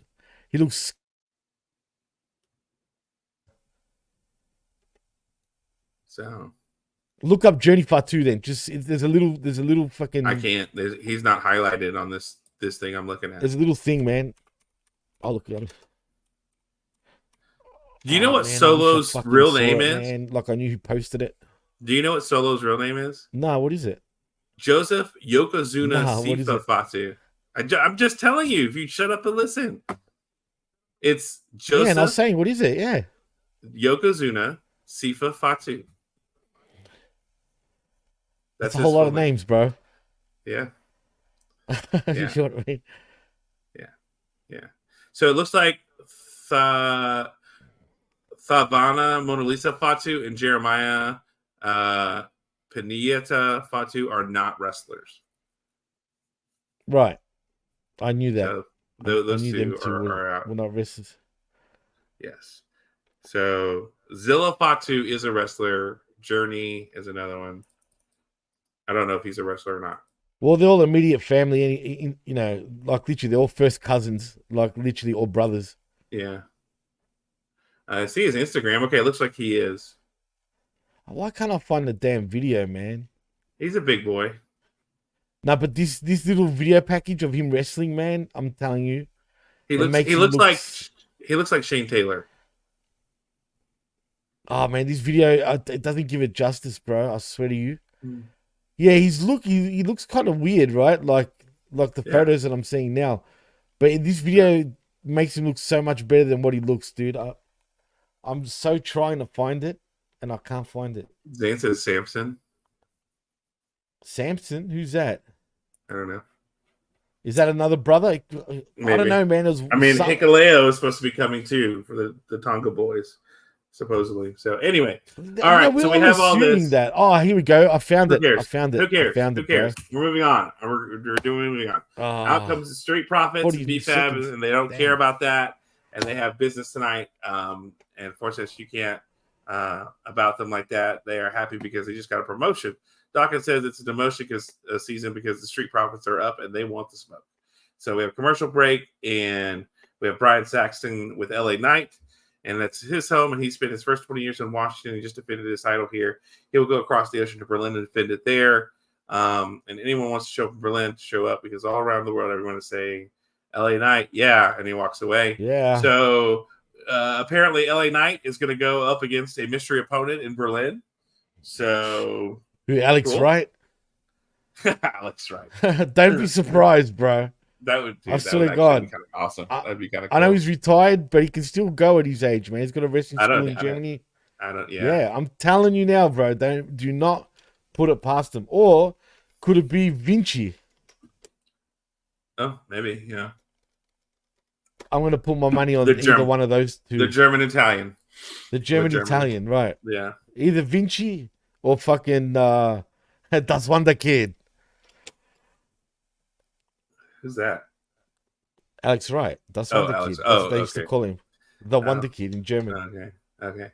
All right. So after that little LA Knight thing, even though we had the Street Profits saying they want the smoke and all that, we come back to commercial with LA Knight, and then we go into the match of the Bloodline of Tonga Loa and Tama Tonga versus the Street Profits, with Jacob Fatu standing there while Solo Sikoa sits there. I did like throughout the match, and I found it interesting because they're acknowledging it, of Corey and Wade saying, I'm sorry, like they would do the show as if announced, as if they were distracted, saying, I'm sorry, like Jacob Fatu is like 2 feet from us, and I'm just really nervous because you don't know what he's going to do.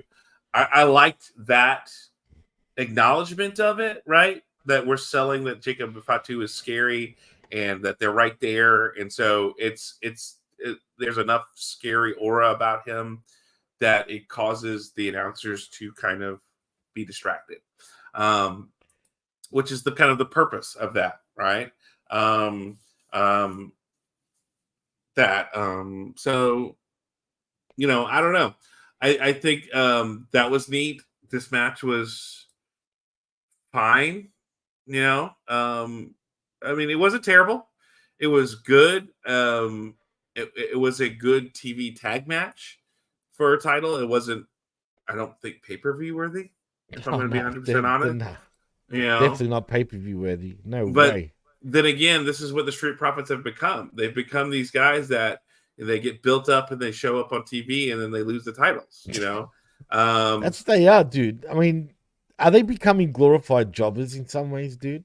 I know it's a bit harsh, but someone's got to ask this question, dude. When I say glorified jobbers, I'm talking about like they're up there, right? But they're I know what you mean. I know what you're saying. Yeah. I get it. It's very hard not to disagree with you. That's where I'm like, I mean, I hate to say it because like you're not wrong. You're not wrong in what you're saying at all. And I don't like that they're being portrayed that way. Yeah, they get a win here and there, but it's never an important win. Yeah, well, that's what they talked about. Hey, they beat this team, and this team to get to this point. So they went through 3 different teams to get there, or 2 different teams. I don't remember how that worked, but still, it's like, okay, cool. And granted, they weren't, the Bloodline wasn't losing because they just got Tonga Loa back. They just got, and I mean, look, and here's the other thing I found very interesting, listening to the commentary for the match. They specifically made mention of the fact that Tonga Loa is not a technician. He's a brawler. He's there to hurt you. Like, you're not going to find any kind of holds or anything like that from him. So they're burying him already, basically. Well, they're saying he's not a technical wrestler, which is technically the case. Yeah, I know. They're just trying to hide that he fucked up a few times. Yeah. So basically, they're like telling you, hey, look, Right. But you got to also remember, he was, 10, 12 years at New Japan, and that's a smaller ring than WWE. Yeah. Yeah, but it wasn't that, come on, he's not that bad. He's a lot better. I just think it was nerves, dude. No, it was nerves. And look, getting in a 20 by 20 ring compared to an 18 by 18 or whatever, or 16, whatever. The New Japan ring is not 20 by bigger 20. Than that. I think it's 18 by 20, actually, their one. I want to double check that. It's not a rectangle. It's not a rectangle. No, but it's kind of, it kind of does look longer, sort of. No. Look, I don't know. I'll check. Everybody has said WWE has the biggest rings in the business. I know. They're 20 by 20. And nobody else is on that standard. Like, I think the closest is 18, but like people say that 2-foot difference makes a difference. Look, he's a professional. He should be ready, Labrat says. I don't disagree with you, but anyway, the point is that he's back. I found that commentary interesting. It was fine. It's apparently 20 by 20, by the way, the New Japan one. Is it? Yeah, that's what it says. That's what I'm reading. I'm looking at it. Look who's here. Who's Richard Bronson Victory. Hey, RBV. What is up? What's crack-a-lacking, my friend? What's crack-a-lacking? What are we eating today, RBV? What is on the menu? RBV All I know is when I'm done here, I'm showering and I'm going to get tacos for me and Ashley and her family and her kid, and we're having nap date. We're gonna have tacos in bed and we're having nap date. So let's go. So there's that. Elizabeth says she thinks the apron sizes are different.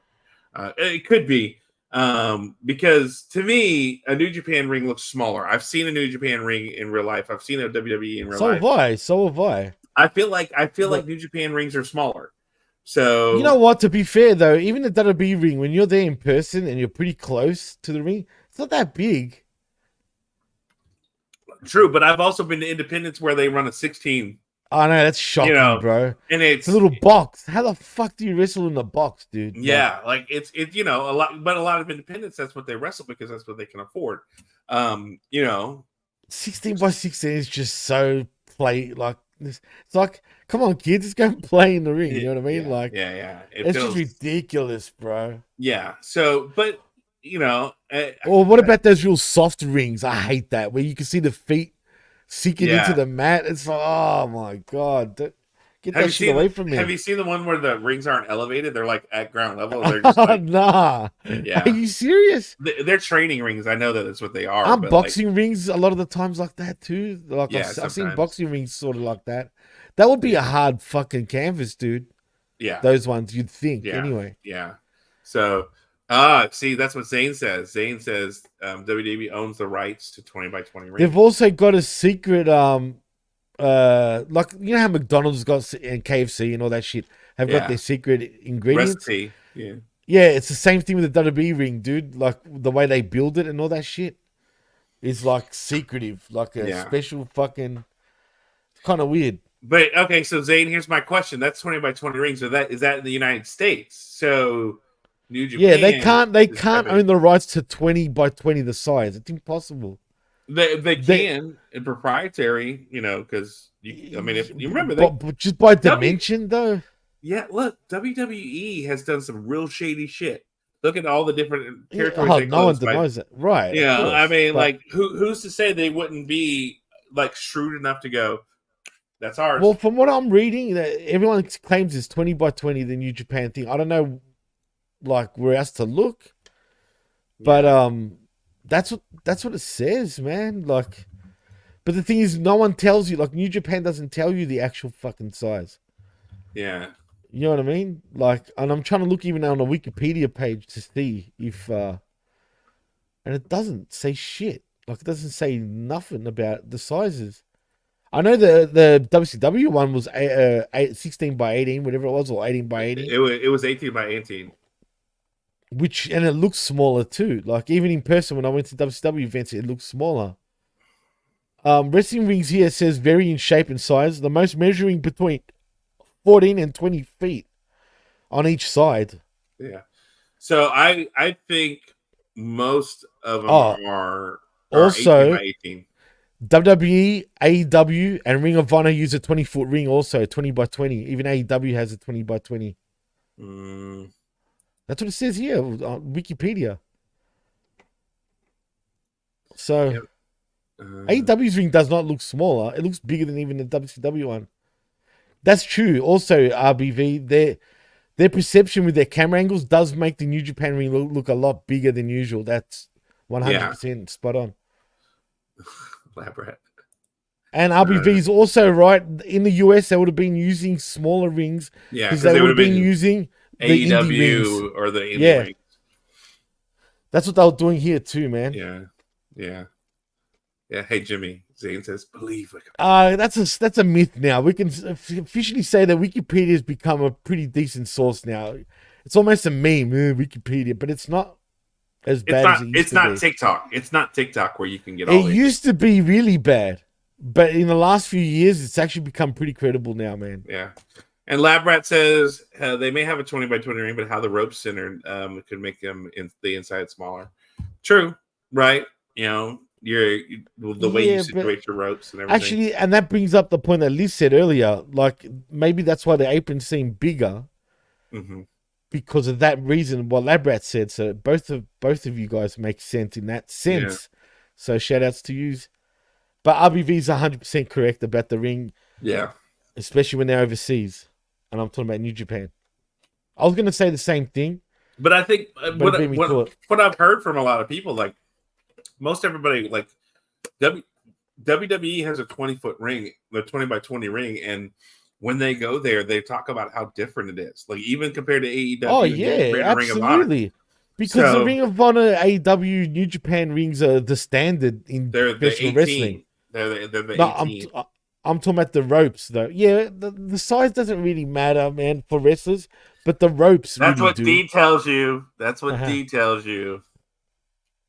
Yeah. Zane, it says nowhere that WWE owns 20 by 20 particularly. Yeah, just saying.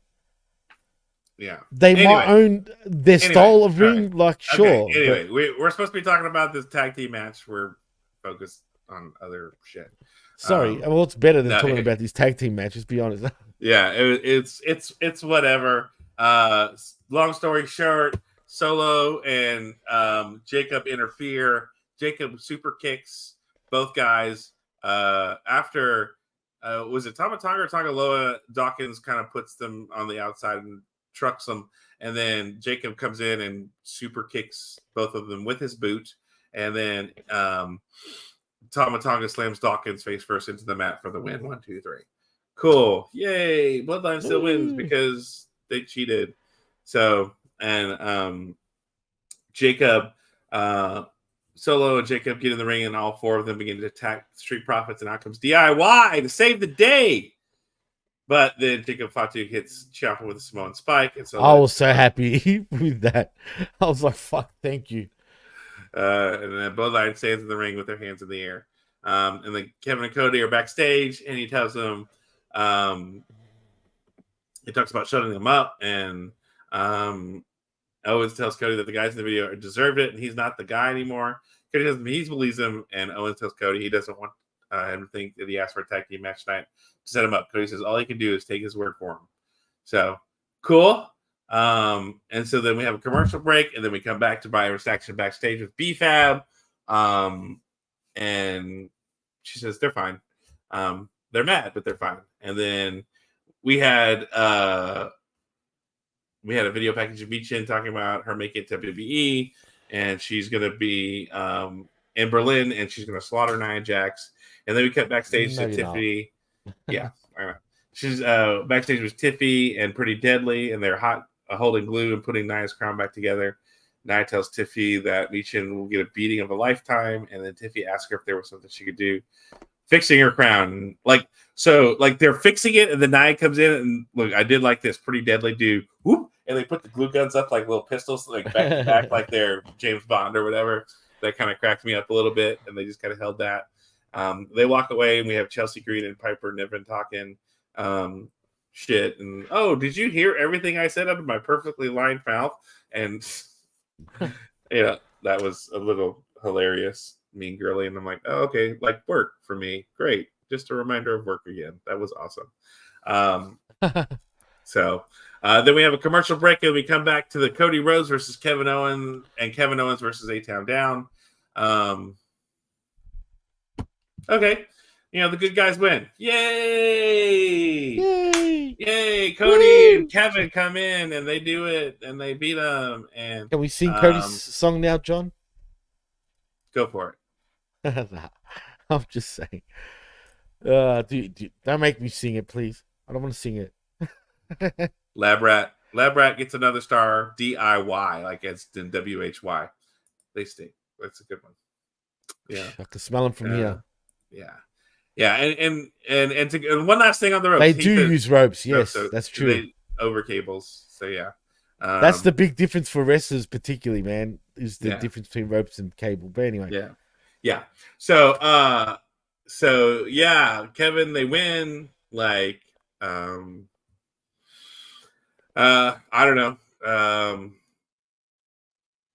Like this was it. Like, the ending of this match was like, okay, I'm going to go for the stunner, which I've been using all the time on Waller. Nope, I'm going to get out of it. So I'm going to kick you again, throw you into the ropes for a pop-up power bomb for the 1, 2, 3. Yep. That's right. Cool. And that's basically how I feel what Sonic the Hedgerat said. Yeah. So I don't know. And then it says after the match, Cody looks at A-Town Down under the down under after the match. Kevin Owens standing behind him holding the WWE Undisputed Championship. Owen walks quickly towards Cody as if he's going to hit him. Cody turns around and Owen gives him the Undisputed Championship. Owens begins to yell at A-Town Down. Remember what I said, John? Yeah. I'm telling you, he's going to turn because they need a heel. They need a program for Cody, man. I'm telling you now, he's going to turn because of the petty fucking number one contendership, bro. Because he's got that, you feel sorry for me, Cody? And while he's bashing him with the chair, I can see it, dude. Like, I just think, like, this is their lazy way of getting another heel. Because like I was saying before, they're weak on the heel department on the SmackDown brand. And they really need a heel for Cody to go after. That's not the bloodline for now. Do you know what I mean? Yeah, I guess so. It's stupid. Yeah. Like, I don't know. Look, it might not happen, but that's just that's the feeling I get anyway. Could maybe the bloodline interferes and causes Kevin to, rethink his actions, and they stay friends. I don't know. Why? But why though? Why would they do that? Like, what's the real, like? Only it benefits Cody in the end, still though. Like, because Solo wants to beat Cody. Like, so Cody beat Romans, and Cody. But why does the heel want to go after the real top dog when wouldn't you want the perceived weaker opponent? Even though Cody's really weaker. Cody's the weaker opponent. I know, that's what I mean. In real life, I would say Cody definitely Cody's the weaker opponent, and that's the whole point, is he wants to get revenge on Cody. So what better revenge is to help Cody win, so then you beat the shit out of him to take the title I know, off. that's still dumb, though. They shouldn't interrupt this match. To me, it's stupid. Oh, no. Yeah, I agree that they shouldn't interrupt the match at all, but I'm just saying that's... Well, what if that's the case in the story? Like, making you... Either way, if it goes that way or the way I said, it's still bad, like, regardless. So, I don't know, man. We'll see what happens. I'm not really looking forward to the match. It'll be a great match. It'll be fine. I mean? No doubt about it. I mean, it'll be fine. You did, although you did, because we were talking about how AEW doesn't have a TV deal yet, right? And All In is tomorrow. So, correct. What if, because here's the thing, you have a stadium of 50,000 people. It's not full like 80 like you did last year, but you only have about 50. But that's when TK announces the TV deal for whomever. He's got it, dude. He's got it. That's the way you do it, right? I mean, you think about it. Right. But, technically they've been without a deal for a few weeks because there's been nothing said. He's a free agent. But, this week it was reported by the Dirty Sheets that they have signed a deal, apparently. Yeah, well, I mean, that's what we're talking about. TNT, they have that TNT Overdrive show, which it's already... What the fuck is this stupidity of Overdrive? It's already bad, like the amount of, like, the drop in rating. Is it has it started already, has it? Have you watched an episode? Has anyone watched fucking any of this bullshit? Nobody has. Dude, Jimmy, they went from 152 in week 1 after of the Collision. Show. Yeah, week 1. So it started on like the ratings for it came out on the 10th of August, right? Because it came out that first Saturday of Collision. 152 was the lead-in for that, right? Wow. Week 2, so the next week on the 17th, 118. Yeah, it's not good. And what time does this show start? After Collision. Oh, so that's pretty late. That's pretty late. That's pretty late. Yeah, still, it's a waste of time. And what's this show about exactly? Because they confused me, man. They were saying, it has nothing to do with AEW per se, but it's the AEW wrestlers that are part of the show. Okay. And this is what I was trying to figure out, because when I saw it at the gym, I thought they were announcing it like they were doing the Overdrive block, like, they got Collision, and they're going to have these other shows, like kind of like they used to do the Nitro Hour, right? Like the Nitro block. So they're going to do like this Overdrive thing. So what it is AEW wrestlers watching viral video clips and adrenaline clips and then commenting on it and telling their own story. Really? So, for example, some TikTok fucking video that's fucking become big time, they're gonna watch it and react to it. High adrenaline videos.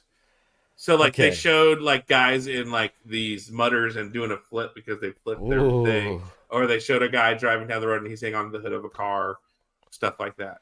So basically, we're gonna see him going ooh ah ee. Yeah, and then they're gonna tell their own stories, and they're gonna comment on the videos. If that doesn't fucking say ratings and money, I don't know what does. Here's the wild part, right? How creative, bro. That's so creative. And I looked at the numbers earlier, and you can listen to it, but like, here's the wild part. It's the third highest-rated show on TNT. What? Dynamite is 1, Collision is 2, this is 3. No, Dynamite's on TBS, actually. Oh, okay. So, yeah, whatever Rampage, maybe? Yeah. It's like Collision, Rampage, and then this. So, do people really not watch TNT anymore? Is that how bad it's gotten? Yeah, it's probably really bad. I don't. TNT is one of the biggest cable networks though out there, dude, in the world. They show reruns not just the US. of action movies. Okay, cool. I'm good with that. So you pick it, you pop in. But RBV says this. He says Cody holds the ultimate crown no matter who holds this about the championship. This is very true. Right. It's exactly right. That's very true. That's basically what I was saying. They keep the whole purpose of the storyline of the bloodline is they want to get revenge on Cody. That's been the whole story, right? We're gonna put Cody in check. We're gonna get back to Cody. But I don't think they're gonna rush. The problem with this though is, do they want Cody to go after the bloodline right now again? It's not about Cody going after the bloodline, it's about the bloodline going after Cody. All right, but if they keep going after Cody, then Cody's gonna want to get revenge, obviously. So right. So but here's the thing. You help Cody win, you take out Kevin Owens. Who's left to side with Cody? Oh, there'll be someone. There's going to be a white knight, dude. It could be Brock Lesnar for you know. If I want to be smart asses, you know what I mean? Here comes the pain. I'm just saying it's probably not, but I'm just putting it out there. There's got to be some white knight that's going to save his ass. And Brock makes sense, even though he's very skinny right now. But Brock makes sense to be the guy because of history between them two and also with the bloodline, obviously. Maybe. All right. Or it could be Cody, Roman Reigns, and fucking Brock in a match soon against the bloodline for, you know, like sometime down the road. Who knows? Who knows? All right, Jimmy, let's grade this show, and then we got RBV brings up another good comment that we'll talk about here in a second. But grade it. Give me a letter grade for this show. C, man. D for just, I don't know. Actually, if there was a, you know, I would have said alpha lazy, but careless, should I say? It just felt like a careless show, man. Like the start was kind of strong, but it just, I don't know, man. SmackDown lately has been very, what's the word? Kind of, there's a word I'm looking for, and it's there, but I can't get it out. But it just seems like the norm lately. Do you know what I mean? This sort of, you know, format of the show just seems like the same old shit. It's formulaic. Right. It's formulaic. It's just ABC. We're going to plug in ABC, ABC. It feels exactly the same structure every week. Whereas Raw feels more exciting. Like I said, Raw feels like the show that you don't know what's going to happen type of deal. SmackDown just feels so like just going with the motions. Let's just get it over with. And we keep moving. You know what I mean? And I feel like there's something needs to change up over there. But yeah, so a C for me, man. You know what? I like, baby, I like it raw. But you know what else I like? Yeah, CTE, right. Lab Rat gave it a C. Elizabeth said C-. They're treading water until they make the move. Jimmy CTE is there. So we've got some. So we all see what we're talking about. Yeah. Look, I got to go C-. Jimmy, I'm kind of in agreement with Liz. C- on this because, you know. So me personally, I would say that's probably where I'm at with it because I don't know if it's because they're waiting to transition because that feels real. More than likely, man. They've done this in the past before when moving networks. But I hate to say it too because they shouldn't do that. But you want to build into something as you make that transition so that your crowd follows you, right? Like that's the whole point. Why would you want to tank your last month or whatever? If you're going to transition to a new network so that you can bring that audience over. Sports teams tank for draft picks, right? So, but you're not getting drafted. What are you doing? You're losing people. You're going to a different this network. Is dumb. I mean, right. Like it makes dumb. No sense. Present it in a better way. But, you know, let's be honest. As much as we want to say SmackDown's the A show, let's be honest, it's always been the B show and it'll forever be the B show. It feels like it. Raw feels like it, man. Raw is always the A show, so that's where it's going to be. So, you know, cool, whatever. A C- for me. So RBV, he's bringing some good things. Brock would be big. He says there's a history with Cody too. WEB should have went with Orton versus Cody. That feud would have carried SmackDown through the holidays. I think so too. I think having Orton go after Gunther is not the wisest choice. RBV made me laugh. So you're a character. He's the king of a. First of all, you can blame the original gay beau of them all, bro, and that's Big Ray. All right, and the blow off, that's not mine. How do you name it that? That's our bud Jargo naming it that. All right, just quietly. Mm-hmm. Mm-hmm. Yeah. But that is gay. The blow off, I always thought was a little sus. I like it raw, and I like it raw. Like, you know, I technically don't like it raw. But you know what? I like a raw for now. Hey, it makes sense. I like a raw, but I didn't name it that. That's Big Ray. Sure. Call him gay. I think those are some good points that Brock would be neat, and I think that Orton would have been a better choice than Kevin for the long run to get you through the holidays. I agree, but they moved him to Raw for Yeah. So it is what it is. But he also says this, which I find very interesting. All in would be a major moment to actually sign the deal, which we kind of talked about earlier. Bring TK, Shad, and WB executives out and ink it. Unfortunately, it won't happen because they need to cut 10 minutes of rope work. Well, yeah. Also, Liz brought it up. They're going to announce the London Forbidden Door. There's been pictures already posted all over social media this week from the stadium at Wembley that shows banners about Forbidden Door in London for 2025. I know. I feel the same way about it. And also, apparently, All In is going back to London the year after next year, after Texas. They're going to announce that too. So what? Here's my question. Why do you think it's coming to Texas for next year, but not London? I have no idea. What do you think? I mean, they're going back to London apparently the year after. Would you like to know hear my theory? Well, other than ticket sales and overexposing it now, I mean, I can't think of another reason at the moment. No, because you're going once a year, so it's not that. Let me ask you this question, Jimmy. Who has said they would love to run like a major PLE in London? What company? Oh, yeah. No, you're right. And WrestleMania is the talk. No, you're right. I knew this.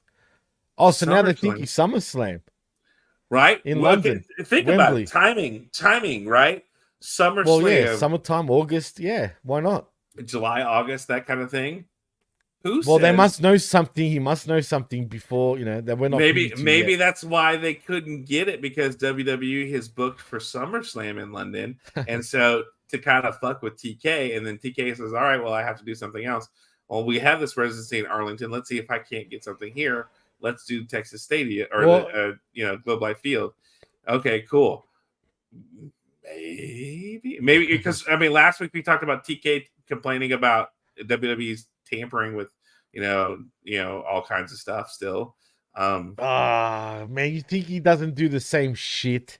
Look, he's just especially in wrestling. It's hard to get caught doing that, man. It's not like sports teams where they got friggin' spies all over the place, dude. Do you know what I'm saying? Like it's easier to get away with it. You know what I mean? It's just dumb. Like he just got sour grapes and he's crying like a little bitch about things when he doesn't get his way. So it's like Ricochet, man. You know what I mean? You think he wasn't talking to Ricochet before his fucking contract expired? Of course he was. Edge is the same thing. I don't know. You know what I mean? Like, come on, give me a break. Yeah. And can you imagine though? He'd be banging. Haven't you seen those videos where when he talks on the mic, right? Like publicly, he's like stomping on his friggin' foot for some reason, like a fucking idiot. He's just like talking, yeah, guys, I'm just, and he's stomping like a fucking idiot, right? That's what he'd be doing, dude, all over again. It's because he has a touch of the tism. A touch of the tism, you saying? Yeah. Oh yeah. That's what he's got. What's the tism? Autism. I know. I'm trying not to say the all part, but look, unfortunately, he's got a touch of the tism, but not a touch of the titties, if you know what I mean. So that's for sure. And then RBV says, kind of reiterates what we said. They likely signed an exclusive deal with London officials, standard part of the Arena City contract. So that's probably what happened, is that they're going to do SummerSlam or something in London at the same time next year. So AEW, the London had to say like, "Oi, fucking piss off!" Right? That's not a London accent, bro. I know it's not. I don't give a shit. Oi, piss off! What the? I know you're trying to do me, bro, but I don't even talk like that, mate. Come on. Yeah. See? There you go. Do you want me to come on the show from now on and say, "G'day, mate, how are you?" No, I don't want you to come on the show. Is that what you want? That's disgusting. Do you want that shit? That's what you have D for. Go come on. G'day, fellas. G'day to our listeners. I can do Aussie if you really want me to, bro. Aussie, Aussie, Aussie. Oi, oi, oi. I hate that, dude. I feel like I'm saying oink, oink, oink. Like, it's stupid. You guys fucking do it more than we do nowadays, it feels like, man. Because it's fun. All right, Jimmy, do we have anything else that we need to talk about before we shut this thing down? Nah, mate. Just, that's it. We're done. Fair income. Yeah, fair income. All right. Awesome, man.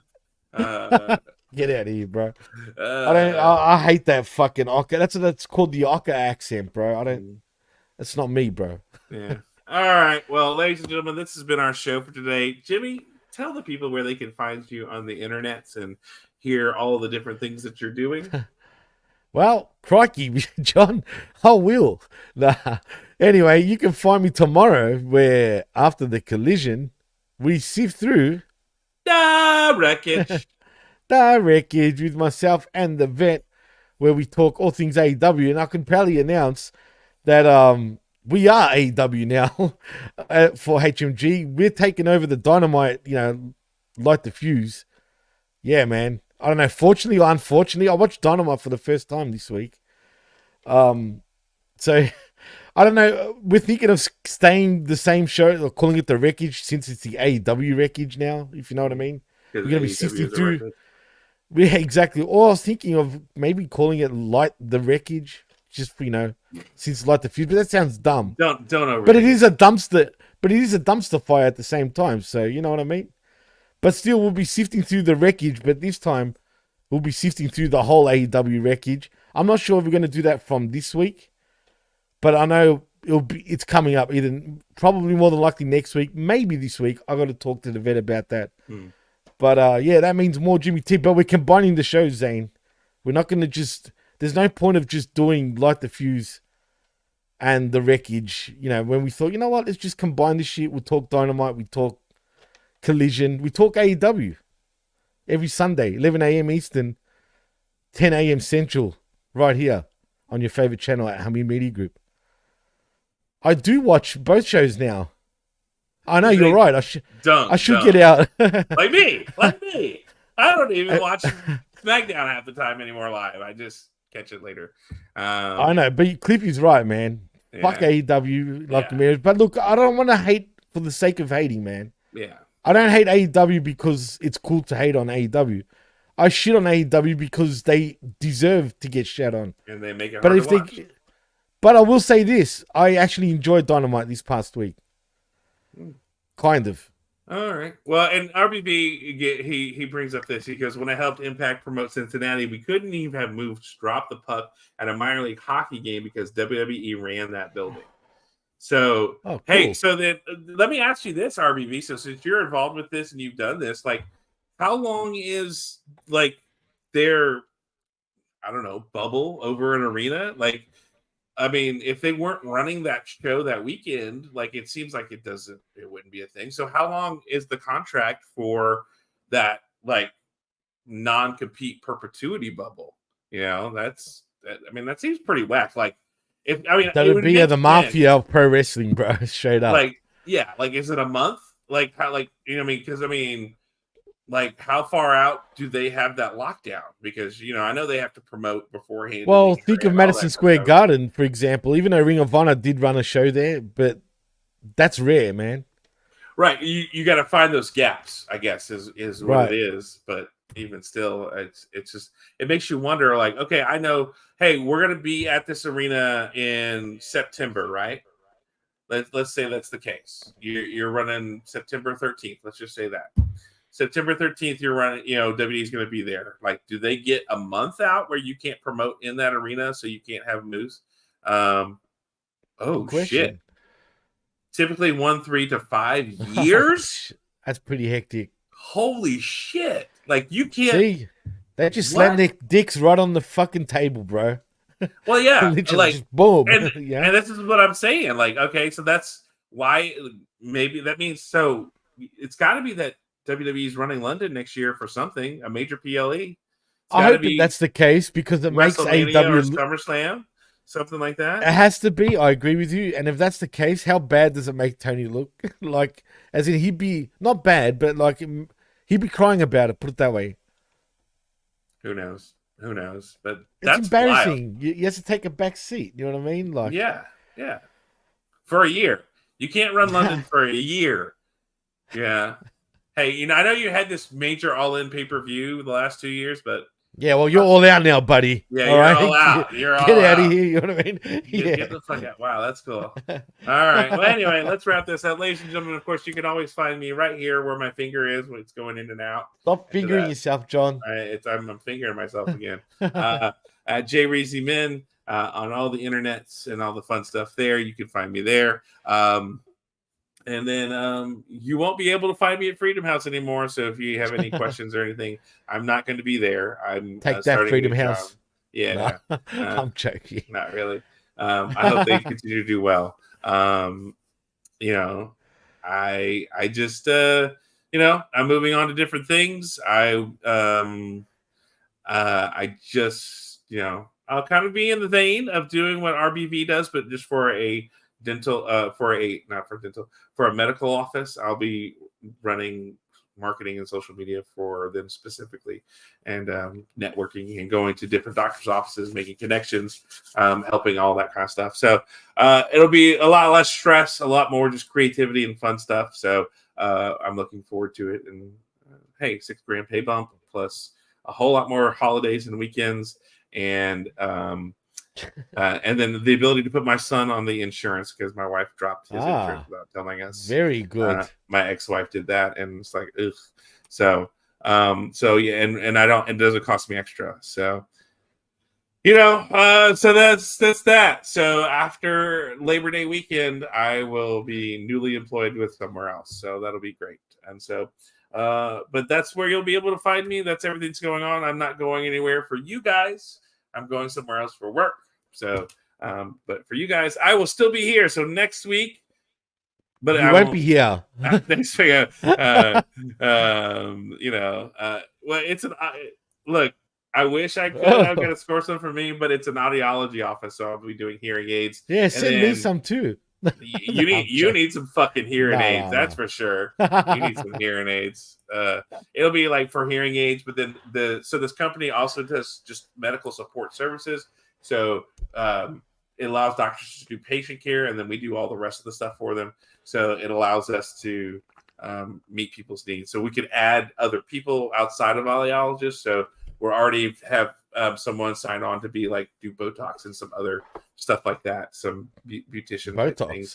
Yeah, it's a nurse practitioner. So that'll be something that they'll do, and some telehealth and all that. So I'll be doing a lot of just marketing for some of these doctors and medical offices to do stuff. So, hey, it's a good deal. I'm looking forward to it. It should be fun. So, cheers to a new, chapter.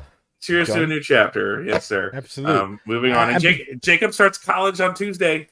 That's crazy, bro. I can't believe how quick he's growing, man. Yeah. So is he staying local for college, by the way? Yeah. So he's going to the community college here in town, and it's only $2,000 for 12 hours full schedule. So awesome. Yeah, and he decided he's going to take all Tuesday, Thursday classes. So he starts at 7:30 in the morning, and he goes. His last class starts at 1, I believe, if I remember correctly. So he gets off at like 2:15, 2:30. And so, would have you hated if you went like to another state, say to college? Would have that bothered you? You think? No, I did it. No? Like, I mean, it's fine. Yeah, I mean, as long as he's going. Like my nephew's doing it. He's in Oklahoma at OSU. He went last weekend. And my sister dropped him off and Good everything. On him, and I'm proud of him. Is she worried about him? Pilot. Oh yeah. Like, no shit. My sister's a fucking helicopter pilot. She's got to stick up her ass, but what? I love her. But yeah. Wait. She's a helicopter pilot? No, parent. Helicopter parent. Okay. I get it. Yeah, I get it. She can't do that anymore. So she has to trust. Like, okay. So she's a control freak basically, and now she's losing control, and it's like, yeah, that's women. Yeah. So, So anyway, so I'm proud of Graham. He's doing that, and Jacob's starting, Thursday or Tuesday, so that'll be exciting. He's That's awesome. Good on him, bro. And yeah, he set his own schedule. And he said, "I'm going to start at 7:30 in the morning." I'm like, "Okay, you got to be up and ready to go." And he's got He's got about an hour for lunch from like noon to 1. He's off, and then he has his last class at 1, and then he'll be done. So, but with this new job, like my boss has already said, hey, you can have that Thursday off before his senior trip to go to the convention that we're going to go to. So like, I'm not having to like try to hustle on Friday to get up early. So as soon as he gets off on school on Thursday, we can leave and go get a place to stay that we're staying down there. I've got to work on that soon. And then we're able to stay and then take care of everything and then get up on a regular time on Friday and do all the things we need to do. So, so that's awesome, the other cool part about this job. Like it's going to be super great. So I'm looking forward to how life's shaking out. So, but hopefully everybody, ladies and gentlemen, boys and girls, life has shaked out for you better than this SmackDown did. Because let's be honest, Jimmy, what you got? Well, before we go, I just wanted to quickly say happy birthday to the Ayatollah himself, Mr. Bin Hamin. Yalla. It is his birthday, so yalla to Bin Hamin and happy birthday. And also, we're going to get heat for this song. Why? I got told to stop playing this song. I've got to tell you this. From who? I kid you not. From MSG. Yeah, apparently, the copyright strikes or some shit. Okay. Okay, it's not me. Talk to John. Why am I always the friggin' Why don't they the messenger? Okay. So here, Yeah. let's play this. The StreamYard generic rock. Oh yeah, I like it. Don't worry, man. Getting copyright strikes. Since when have we I gotten didn't either, but I'll fix that problem for you. Don't worry. Yeah. Leave it to me. I'll change the key a little bit, maybe slow it down or speed it up. We'll get around it. You know what I mean? But this screams fucking generic. Like, yeah. like How about night driving? What's this shit? It's called night driving. It's on the StreamYard. I'm about to fall the asleep. Oh wait, feeding ducks. There's feeding ducks. Let's try this Quack, one. See quack. what it is. Shucky shucky. Oh yeah, this is a shucky shucky quack quack type of beat, man. How is this duck? I don't know why it's called feeding ducks. How is it feeding the fucking ducks? What are they getting fed? Pills? They're getting fed. Oh, well. They're getting fed, all right. Intro to space. It's going into space. Into space. Oh, now I'm definitely going to sleep. It's like, yeah. Welcome to the late night hour. Oh wait, there's daydreaming. Don't forget about daydreaming. On the smack attack. We're on the smack attack. Yeah, that's how it's going to be from now. It's like, yo. Welcome to the smack attack. As we daydreaming Welcome to about the last smack attack.